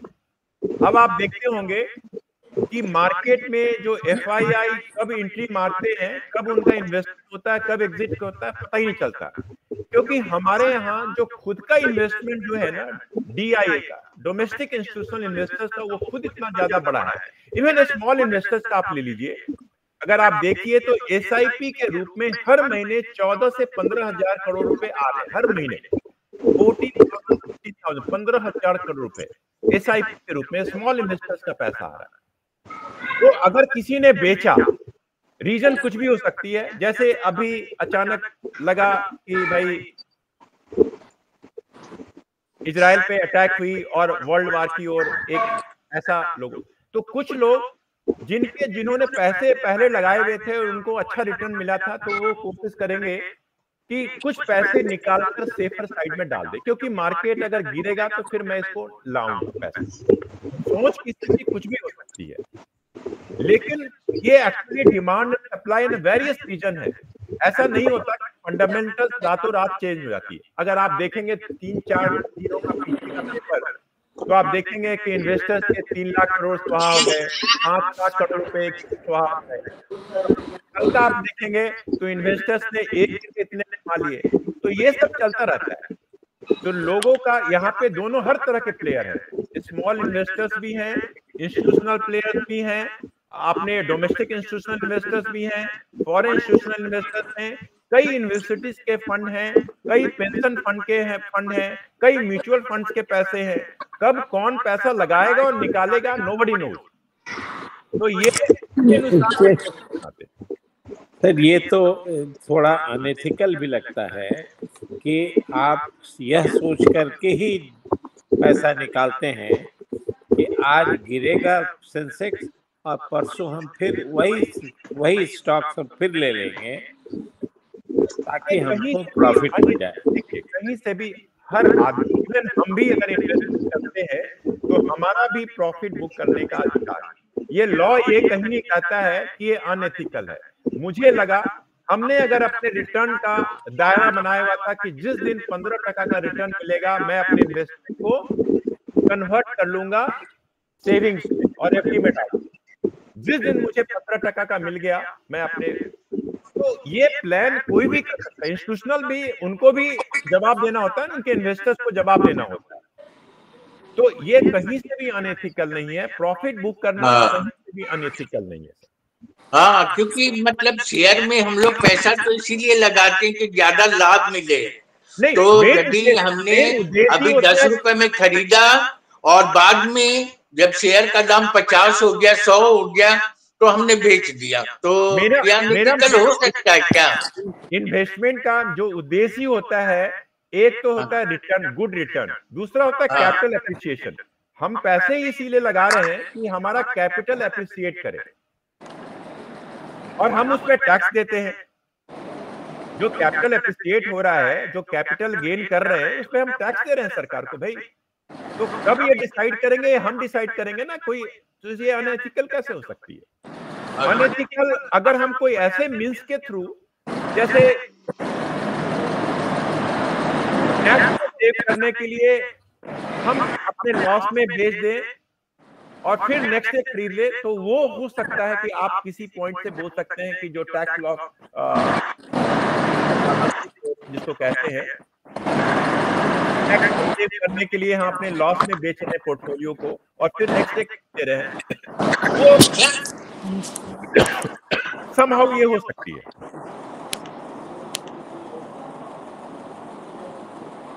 है ना सर? अब सर मैं क्वेश्चन शेयर करना चाह रहा हूं। सुनील जी कुछ बोलना चाहेंगे? सुनील जी हैं हमारे ग्रुप में। जी बहुत अच्छा प्रेजेंटेशन दिया है सुधीर जी ने, और हम यहाँ पर ऐड करना चाहेंगे कि हम लोग को एक अर्ली अगर हम स्टॉक में लगाएं, इक्विटी में, और लॉन्ग टर्म इन्वेस्टमेंट करें और अच्छे कंपनियों में लगाएं, तो हमारा कैपिटल भी अप्रिशिएट करेगा और अच्छे रिटर्न्स भी मिलेंगे, जिसको हम लोग बोलते हैं पैसिव इन्वेस्टमेंट। वो हमारा पैसिव इन्वेस्टमेंट है, मींस इन्वेस्टमेंट किया और लॉन्ग टर्म स्टे कर रहा है। बिल्कुल बिल्कुल। तो बहुत अच्छे तरीके से उन्होंने बताया और बहुत अच्छा लगा। Thank you very much Sudhir ji. Thank you. बहुत बढ़िया। सुनील जी का अब एक क्लास होना चाहिए, बहुत दिन हो गया। जोशी जी नहीं, बहुत अच्छा आपने सुनील जी से रिक्वेस्ट की, और मैं ये कहूँगा कि अमिताभ जी आप तो इंटरनेशनल लेवल पे भी ट्रेनिंग का काम करते हैं, और आपका जो Asian institute of banking, Asian institute of technology, वहाँ पे जो आपका स्टे था उससे कई देशों के जो ऑफिसर्स थे वो भी लाभान्वित हुए। तो सुनील साहब से ये तो आपकी अच्छी रिक्वेस्ट है कि आएँ और एक लेक्चर लें। इसके अलावा जो है बिहार का जो प्रशासनिक अकादमी है उसमें जो भारत सरकार से जो स्पॉन्सर्ड कार्यक्रम है उनको भी देखने के लिए कहिएगा, तो उसका भी लाभ बिहार के अलावा अन्य नियर बाई स्टेट्स को मिलेगा। और सुधीर सिन्हा साहब का तो गजब का आज का बहुत अच्छा इनपुट रहा। पोस्ट रिटायरमेंट प्लान, इसको गोल्डन पीरियड में कैसे बदलें, ये भी बहुत अच्छा सर ने बताया। और मैं यहाँ पे ये कहूँगा कि जो बुद्धिमान लोग होते हैं वो हमेशा सिस्टमेटिकली प्रोसीड करते हैं, और सिस्टमेटिकली प्रोसीडिंग में सबसे अच्छा पहले ये है कि हमारी नीड्स क्या है, वो उन बातों पे या उन ध्यान देते हैं जिनकी की आवश्यकता है, और जब वो आवश्यकताएं निकल जाती हैं तो उसके बाद वो डिज़ाइन करते हैं और डिज़ाइन को सिस्टमेटिकली चलाते हैं, और चलाने के बाद ये देखते हैं, एसेस करते हैं कि उन्होंने क्या खोया क्या पाया। तो सुधीर सिन्हा साहब का मैं हार्दिक धन्यवाद देता हूं कि इतनी अच्छी रोचक वार्ता रही, और आपने बताया कि आप 30 साल की एज में या उससे पहले ये सोचिए कि आपका रिटायरमेंट पीरियड कब है और उसमें आपको कितना इन्वेस्टमेंट करना है ताकि पोस्ट रिटायरमेंट के बाद आपकी लाइफ जो है स्मूथली चले। बहुत ही प्रोफेशनल ढंग से पीपीटीज के माध्यम से ये आपका जो आज की वार्ता रही बहुत ही हम सभी को लाभान्वित कर रही है, और अन्य लोग जो आपके रिकॉर्डिंग वार्ता को देखेंगे उनको भी इसका लाभ मिलेगा। सर मैं यहाँ पे कहना चाहूँगा कि पोस्ट रिटायरमेंट के जो आपने उसको गोल्डन पीरियड में चेंज करना है, उसमें सबसे पहली बात जो मुझे आपके वार्ता से लगी वो है कि एसेस एक्सपेंसेस, सेविंग स्ट्रेटजीज और इन्वेस्ट वाइजली, फिर है डेट मैनेजमेंट और हेल्थ केयर प्लानिंग, और लास्ट में क्रिएट पैसिव इनकम। तो मैं यहाँ से एक प्रश्न है सुधीर साहब से मेरा यहाँ पे कि जो जिनके बच्चे बहुत अच्छे होते हैं, बहुत केयरिंग होते हैं, वो तो अपने पेरेंट्स के लिए भी इंश्योरेंस लेते हैं, लेकिन कुछ ऐसे भी पेरेंट्स हैं जिनको कि इंडिपेंडेंटली देखना होता है, तो कौन सी ऐसी इंश्योरेंस कंपनीज हैं सबसे बेस्ट इस समय, कहाँ पे हम मेडिकल अगर इंश्योरेंस लेना चाहें तो कौन सी ऐसी कंपनी है, या 2-3 कंपनियों के नाम आप बताने का कष्ट करें सर, जिसमें कि हम इंश्योरेंस ले लें, मेडिकल इंश्योरेंस ले लें, और अगर हमें कोई आवश्यकता पड़ती है तो हम उस आवश्यकता को भी अपने उस कंपनी के इंश्योरेंस से निकाल सकते हैं। अमिताभ जी ने जो बताया कि इनको तो बड़ा लॉस हुआ, तो उस कंपनी का नाम मत बताइएगा। सुधीर सिन्हा साहब। Apollo insurance. लेकिन ये सुधीर साहब से मेरा भी रिक्वेस्ट होगा कि ये भी बताएं कि अभी हम लोग इस एज में मेडिकल इंश्योरेंस ले सकते हैं या नहीं, क्योंकि क्या अभी तो ठीक है लेकिन कब बिगड़ जाएगा पता नहीं। अब हम लोगों का मशीन पे सांस ले रहे हैं, मशीन पे बोल रहे हैं, पेस मेकर लग गया है। एक एंट्री एज होती है सर, वो एंट्री एज अब 65 इयर्स मेरे ख्याल से कैप है, वो देखना पड़ेगा। जैसे जोशी सर ने कहा ना कि हमें कौन से, तो हमें ये देखना, एक्चुअली जितने भी कंपनियां हैं इंश्योरेंस में, है ना, टॉप के जो 5-6 कंपनियां हैं, मैं किसी पर्टिकुलर का नाम इसलिए नहीं लूंगा इस प्लेटफॉर्म पे क्योंकि हम लोग कुछ एथिक्स में बंधे हुए होते हैं, है ना, जब बोल रहे होते हैं पब्लिक प्लेटफॉर्म पे, तो किसी के अगेंस्ट नहीं बोल सकते, किसी के फेवर में नहीं बोल सकते। तो मैं ये कहूंगा कि जो टॉप 5-6 प्लेयर्स हैं इंश्योरेंस प्रोवाइड, जो आपके मेडिक्लेम वगैरह जो इंश्योरेंस देते हैं, फैमिली फ्लोटर जिनकी स्कीम होती है, बस आपको ये ध्यान रखना है कि कौन सी जो स्कीम है जो आपका, जो जैसे आप सपोज यूपी के हैं, जी हाँ, जी हाँ, आप ये देखिए कि उनका हॉस्पिटल नेटवर्क कैसा है, कैशलेस, और वो हॉस्पिटल जैसे आप समझते हैं, जैसे हमारे पटना में, बिहार में, पटना में हमारे कुछ टॉप के हॉस्पिटल कुछ के नेटवर्क में है, कुछ के नेटवर्क में नहीं है। तो जब भी हम कोई भी इंश्योरेंस कंपनी को चूज करें तो देखें कि वो हॉस्पिटल नेटवर्क कैशलेस प्रोवाइड करता है कि नहीं। कैशलेस का ये मतलब हुआ कि हमें केवल पीए को इन्फॉर्म करना होता है, हॉस्पिटल में एडमिट हो जानी होती है। बाकी सारा खर्चा जो है डायरेक्ट हॉस्पिटल को कौन देगा? इंश्योरेंस कंपनी देगी। और अगर हम जैसे अमिताभ सर का ये जो बिलिंग वाला प्रॉब्लम आया, वो बिलिंग वाली प्रॉब्लम आएगी ही नहीं। अच्छा, once you have admitted in hospital, it will be automatically taken care of by the your insurance company। तो ये देखिए कि हॉस्पिटल नेटवर्क और वो हॉस्पिटल जो टॉप की हॉस्पिटल आपके शहर की है, उस कंपनी के द्वारा कवर करी जा रही है, फर्स्ट प्रायोरिटी। और दूसरा जो ये है कि ऑफ कोर्स प्राइस तो आप देखेंगे, मैच करेंगे, लेकिन ये देखिए कि जो उनका रेशियो है, सेटलमेंट रेशियो, वो 95% से ऊपर होनी चाहिए। दो चीजों का ध्यान रखें, यानी हर 100 में वो 95 को ये सुविधा दे रहे हैं, सेटल कर रहे हैं। अगर उनकी सेटलमेंट रेशियो कम है तो फिर आप क्वेश्चन मार्क उठा सकते हैं। Thank you very much sir, बहुत बहुत अच्छा आपने उत्तर दिया sir. I am really 100% satisfied and thank you very much once again for your very informative and illustrative lecture. Thank you very much sir. बहुत अच्छा लगा, बहुत बढ़िया बताया आपने और हमारे सभी लोग लाभान्वित हुए। तो मैं और किसी को कुछ प्रश्न पूछ, उमेश जोशी साहब ने जो सजेशन दिया, एशिया इंस्टीट्यूट ऑफ टेक्नोलॉजी में जोशी साहब भी गए थे, हम भी गए थे, और वहां के डायरेक्टर जनरल जोनाथन शाह ने हमें एश्योरेंस दिया था कि you did not be required to be interviewed any moment, you may come to Bangkok for this appointment. हमने फिर ट्राई नहीं किया, तो हम उनसे उनसे मेरा पर्सनल संपर्क है, तो मैं उनसे भी चेष्टा करूंगा कि एक वेबिनार में वो बैंकॉक से हमारे यहाँ भाग लें, क्योंकि वो भाग लेंगे तो उनको बहुत जानकारी, इंग्लैंड के हैं आदमी, और मिस्टर सुनील रॉय हैं, वो इटली से हैं, उनको भी मैं रिक्वेस्ट करूंगा। तो जोशी जी का सजेशन को मैं स्वागत करता हूँ, वो हम लोगों के वेबिनार ग्रुप के लिए बहुत अच्छा कर रहे हैं, और हम एक बार चेष्टा करेंगे, और हमको पूरा विश्वास है कि वो राजी हो जाएंगे। और सुधीर साहब का बहुत अच्छा लगा। हमारे ग्रुप में अभी राजेश जी हैं, राजेश जी कुछ पूछना चाहेंगे क्या? राजेश जी कुछ पूछना चाहेंगे? सर नमस्ते, सभी को नमस्ते। हाँ, मैं सुन रहा था, सुधीर जी ने बहुत बढ़िया बताया। हाँ, मैंने पॉइंट्स लिख के लिए। हाँ, और सर ने जो गोल्डन टाइम बोला था, तो मेरे ख्याल से आज का लेक्चर सुनने के बाद मेरा गोल्डन टाइम शुरू हुआ है। अरे वाह, बहुत अच्छा, बहुत अच्छा।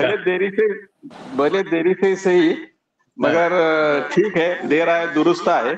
बहुत बढ़िया लेक्चर था, मैं अभी सुन रहा था और नोट्स भी बना रहा था। 5 मिनट में नोट्स आ जाएंगे जो मुझे पता चला। इसके बाद हम आपको इसका रिकॉर्डिंग भी भेजेंगे, जो जोशी जी और विनय शुक्ला जी लखनऊ से भेजते हैं। रिकॉर्डिंग भी हम लोगों के लिए एक संपत्ति हो जाएगी। अच्छा, बहुत बढ़िया, बहुत धन्यवाद। और लुकिंग बियॉन्ड द मनी, ये जो सर ने बोला, वो बात दिल में एकदम गहरी बैठ गई और जिंदगी भर याद रहेगी। Looking beyond the money. और फॉर्मूला जो बताया वो भी बहुत अच्छा लगा हमको। फॉर्मूला भी अच्छा लगा। और हम अपने आदरणीय प्रसाद साहब से कहेंगे कि अब उनका क्या रिएक्शन है, उसके बाद हम चंद्रेश्वर साहब से रिक्वेस्ट करेंगे। अमिताभ जी, 1 मिनट में आपको दूंगा यहाँ पे कि सुनील कुमार साहब हमारे बीच में हैं, तो मेरा आपसे अनुरोध रहेगा कि उनको याद दिलाएं कि जो यशदा के आप डिप्टी डायरेक्टर जनरल को साहब को बुलाए हैं, वहाँ महाराष्ट्र में बहुत अच्छे कार्यक्रम चल रहे हैं ट्रेनिंग के, जो जिसमें स्टेट को कुछ नहीं लगाना होता, केवल सेंट्रल को देखना होता है।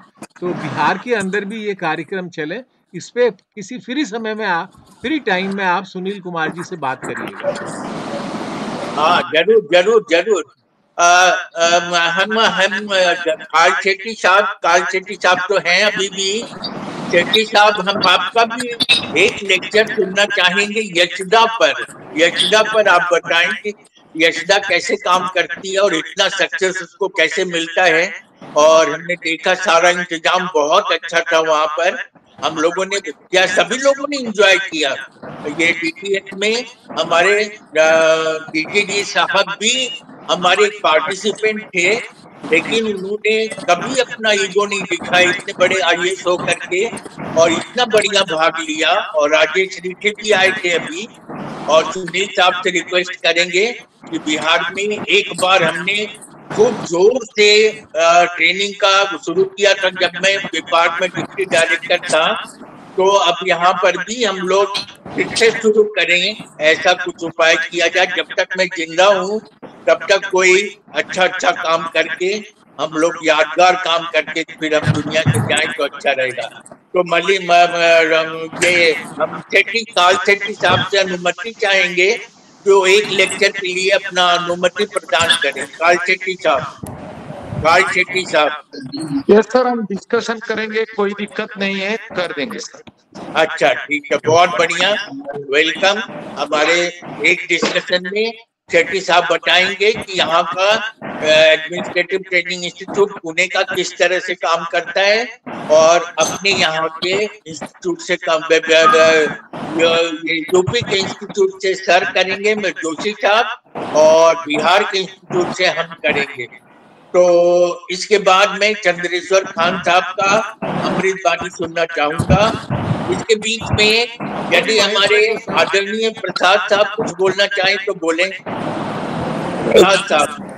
देखिए, बोलने के लिए तो खास नहीं है, सराहना ही करना है हमें।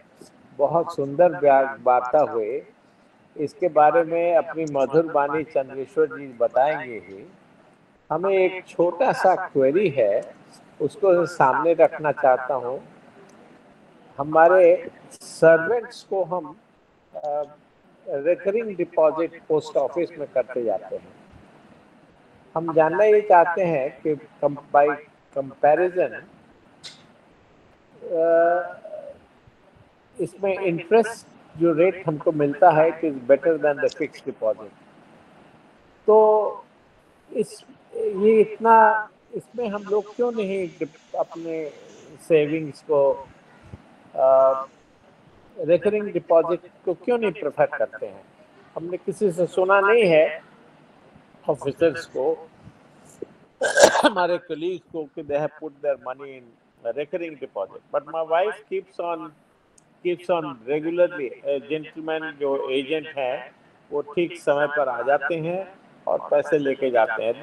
This she is doing for all the three servants. तो इसमें कुछ बताएंगे whether we are doing the right thing or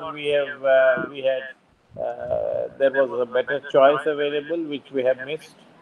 काफी दिन से चल रहा है, सुधीर जी से पूछता हूँ। सर मैं बोर्ड पे आपको समझाने की कोशिश करता हूँ। कितनी एज है आपके जो सर्वेंट के लिए पैसा जमा कर रहे हैं, उनकी एज? अब तो 10 साल से दे रहे हैं, तब उसकी उम्र हो अभी 35 होगी। 35 ईयर्स है। और ये सेविंग कितनी लगभग है? सेविंग पर मंथ जो करते हैं सेविंग? हाँ, उसकी सैलरी का रफली 2/3 है, क्योंकि खाना पीना तो उसको। हाँ नहीं, समझ गया। देखिए, मैं ये कहना चाह रहा हूँ कि उसकी एज काफी कम है, तो आप क्यों नहीं उसके आधे, मैं ये नहीं कहता कि रेकरिंग में पैसा नहीं डालिए। रेकरिंग में पैसा इसलिए मैं डालने के लिए मना करता हूं क्योंकि उसकी एज कम है और वो रिस्क ले सकता है, उसके पास रिटायरमेंट के लिए समय है। तो अब मैं आपको एक रियल रेट ऑफ रिटर्न का फॉर्मूला मैं बताता हूं, जो मैं बता रहा था। आर है ना, रियल रेट का फॉर्मूला है 1+R 1+E -1 माइनस इन्फ्लेशन। हाँ नहीं, इन्फ्लेशन तो नीचे ले लिए। हाँ, अब ये देखिए, अगर हमने जैसे समझाया था कि अगर हमको 8% का रिटर्न मिल रहा है और जो इन्फ्लेशन है 7% का है, सॉरी 6% का सपोज है, तो ये कितना हो जाएगा? ये हो जाएगा हमारा पैसा, मानकर चलिए 1.886% हो जाएगा। और अगर ये जो पैसा है ये अगर सेविंग कम है, ये जो रिटर्न 8% से कम आ रहा है, तो इन्फ्लेशन को बीट नहीं कर रहा। हम ये सोच तो रहे हैं कि हमारा पैसा सेफ है, लेकिन वो पैसा जो है धीरे धीरे आपका इन्फ्लेशन में घुस रहा है, पूरा का पूरा चला जा रहा है। तो कभी भी कोई भी व्यक्ति अपना वेल्थ नहीं क्रिएट कर सकता अगर वो इस इन्फ्लेशन के ऊपर जनरेट नहीं करे। यानी इसका गैप जो है, ये जितना ज्यादा होगा उतना वो उसका पैसा उसके काम आएगा भविष्य में। तो मैं ये नहीं कहता कि आप उसके लिए रेकरिंग नहीं कीजिए, रेकरिंग के अमाउंट को कम कर दीजिए, आधा कर दीजिए। उस आधे पैसे को ना आप एसआईपी में डाल दीजिए। आप 500 रुपए भी एसआईपी से चालू कर सकते हैं। एसआईपी में आप 1000 रुपया भी महीना डाल सकते हैं, और ये 1000 रुपया जितना ज्यादा समय मिलेगा इसमें पावर ऑफ कंपाउंडिंग आएगी, और वो पैसा काफी ज्यादा अमाउंट हो जाएगा 15 साल में, 20 साल में, 10 साल में, जो भी आप चाह रहे हैं। क्योंकि वहां पे रिटर्न जो है ऑन एवरेज 14% का तो मिलना ही मिलना। 12 से 14% से आप सोचिए कहाँ 8% और कहाँ 12-14%। ये डिफरेंस है। तो मैं ये नहीं कहता हूं कि सारा पैसा आप वहीं डालिए, कुछ पैसे को हटा के एसआईपी कर दीजिए। और एसआईपी आप 500 रुपए से भी खोली जा सकती है, इवन उससे कम से भी कुछ लोगों के 100 रुपए वाले भी एसआईपी आ गए। तो आप मेरे ख्याल से 500 से शुरू कीजिए या 1000 रुपए से चालू कर दीजिए। तो आप इसके लिए वो जरूर आपको याद करें। एसआईपी बीच में साल में या 2 साल में विड्रॉ, पता नहीं हम लोग का एज कितना है, तो साल 2 साल में विड्रॉ किया जा सकता है क्या? आप कभी भी पैसे को बंद करके विड्रॉ कर सकते हैं। अच्छा अच्छा। केवल 1 साल के पहले विड्रॉ कीजिएगा तो उसमें 1% जो है एग्जिट लोड लग जाएगी। अगर आपका 1 लाख रुपया है तो 1000 रुपया कट जाएगा, आपको 99। लेकिन यही अगर 1 साल के बाद निकालिएगा तो कोई विड्रॉवल चार्ज नहीं लगेगा। तो 1 साल बाद या 2 साल बाद हम निकालें या 3 साल बाद निकालें तो उसमें भी रिटर्न 14% का मिलेगा क्या? वो स्कीम पे डिपेंड करती है, स्कीम पे रिटर्न अलग अलग है। देखिए हर तो उसमें कोई स्कीम बताइए ना जिसमें 3-4 साल में हमारा 500 रुपया या 1000 रुपया 14% दे दें। मैं आपको अलग से भेज दूंगा, फंड का नाम बता दूंगा, ठीक है। मैं क्योंकि मैं ओपन फोरम पे नहीं, लेकिन हाँ मैं आपको कुछ फंड्स के ये ध्यान रखिए कि जितने भी म्यूचुअल फंड हैं सबके में कुछ न कुछ अच्छे फंड मौजूद हैं। हर जितने भी, चाहे वो HDFC हो, चाहे ICICI हो, चाहे SBI हो, सब में 1 न 2 ज्वेल हैं। अच्छा। तो हमें उनको आइडेंटिफाई करना है कि कौन से फंड हैं जो बेहतर कर रहे हैं। और कभी कोई फंड अच्छा करता है, कभी थोड़े समय के लिए ये हो जाता है। तो वो चीजें टाइम टू टाइम हमें स्ट्रेटेजी चेंज करते रहनी है। तो मैं पहले भी आपको एक हल्का सा बताया था, 1-2 फंड का नाम बताया था, और मैं आपको फिर से आपको अलग से भेज दूंगा। आप उसमें 4 साल के लिए, 5 साल के लिए इन्वेस्ट कर सकते हैं। बहुत अच्छा, बहुत अच्छा सुधीर जी, बहुत सुंदर वार्ता रही आपकी। मैं आपके फिगर्स को देख के वो कोई भी पैनिक मोड में चला जाएगा। 3 करोड़ 40 ये लाख छोटी सी अमाउंट है सर, ये 25,000 रुपए के खर्चे है, ये उससे ऊपर जाएगी। अगर चूंकि आप जैसे लोगों की खर्चे तो और ज्यादा होंगे, तो ये 7 करोड़ 8 करोड़ रुपए चाहिए होगी सर। क्योंकि आप लोग बहुत लकी हैं कि आपने उस स्कीम में, मींस पेंशन स्कीम्स आपके लिए अवेलेबल है। आज के डेट के लोगों के लिए पेंशन नहीं है सर, एक्सेप्ट डिफेंस पर्सनल। हाँ जी, आप बिल्कुल सही कह रहे हैं, बिल्कुल सही कह रहे हैं आप। ये ख्याल नहीं था कि हम लोग कितना पैसा, हमको ये तो पेंशन मिल रहा है और हम लोग कुछ उसमें से बच जाता है तो बड़े खुश होते हैं कि चलो जी पूरा पेंशन खा नहीं गए, उस महीने में कुछ बच गया, बड़ी खुशी होती है। लेकिन चलिए, बहुत सुंदर वार्ता आपकी रही। सब लोगों ने कहा, जोशी जी ने भूरी भूरी प्रशंसा की है। मैं उनकी बातों से पूरी तरह से सहमत हूँ। और इस तरह की जानकारी जितनी अवेयरनेस बढ़ेगी, मैं समझता हूँ कि जो नए नेचुरली अवेयरनेस, फाइनेंशियल अवेयरनेस तो हमें बढ़ानी है। बिल्कुल इस फोरम पे आने का पर्पस ही है कि लोगों को अवेयर करें। बिल्कुल। और हम लोग के यहाँ इतनी लंबी तादाद है गवर्नमेंट एम्प्लॉयज की, चाहे वो सेंटर के हों या स्टेट के हों, और जिनको 2004 के बाद पेंशन की सुविधा वो जो पेंशन जो सुविधा हम लोग एंजॉय कर रहे हैं, और कभी कभी तो लगता है कि हम लोग को जरूरत से ज्यादा पैसा मिलता है, और ऐसा भी मन में आता है कि सरकार को इतनी फजूल खर्ची से बचना चाहिए। लेकिन जो आपने फिगर्स दिए हैं तो उससे मेरा मन तो बिल्कुल बदल गया है कि नहीं, ये तो कुछ नहीं है। हाँ, कुछ नहीं है। बिल्कुल बिल्कुल। थैंक यू सो मच, बहुत बहुत शुक्रिया आपका। अब वेलकम, थैंक यू। अब सुनेंगे हम लोग डॉक्टर चंद्रेश्वर खान जी से, उनकी मधुर वाणी सुनने के लिए हम चंद्रेश्वर खान साहब, आपका क्लोजिंग बहुत अच्छा होता है, हम लोग लगती हैं। सेठी साहब को बता दें कि चंद्रेश्वर खान साहब इस फैकल्टी अवार्ड मिल चुका है, और सुधीर साहब को भी बहुत सा इनाम मिल चुका है। तो चंद्रेश्वर खान साहब बहुत अच्छे ये मतलब वक्ता भी हैं, बहुत अच्छे, और टाटा में काम करते थे, अभी जमशेदपुर से बोल रहे हैं। और इन्होंने ही हमें इथिक्स एंड वैल्यू का मास्टर ट्रेनर बनाया था।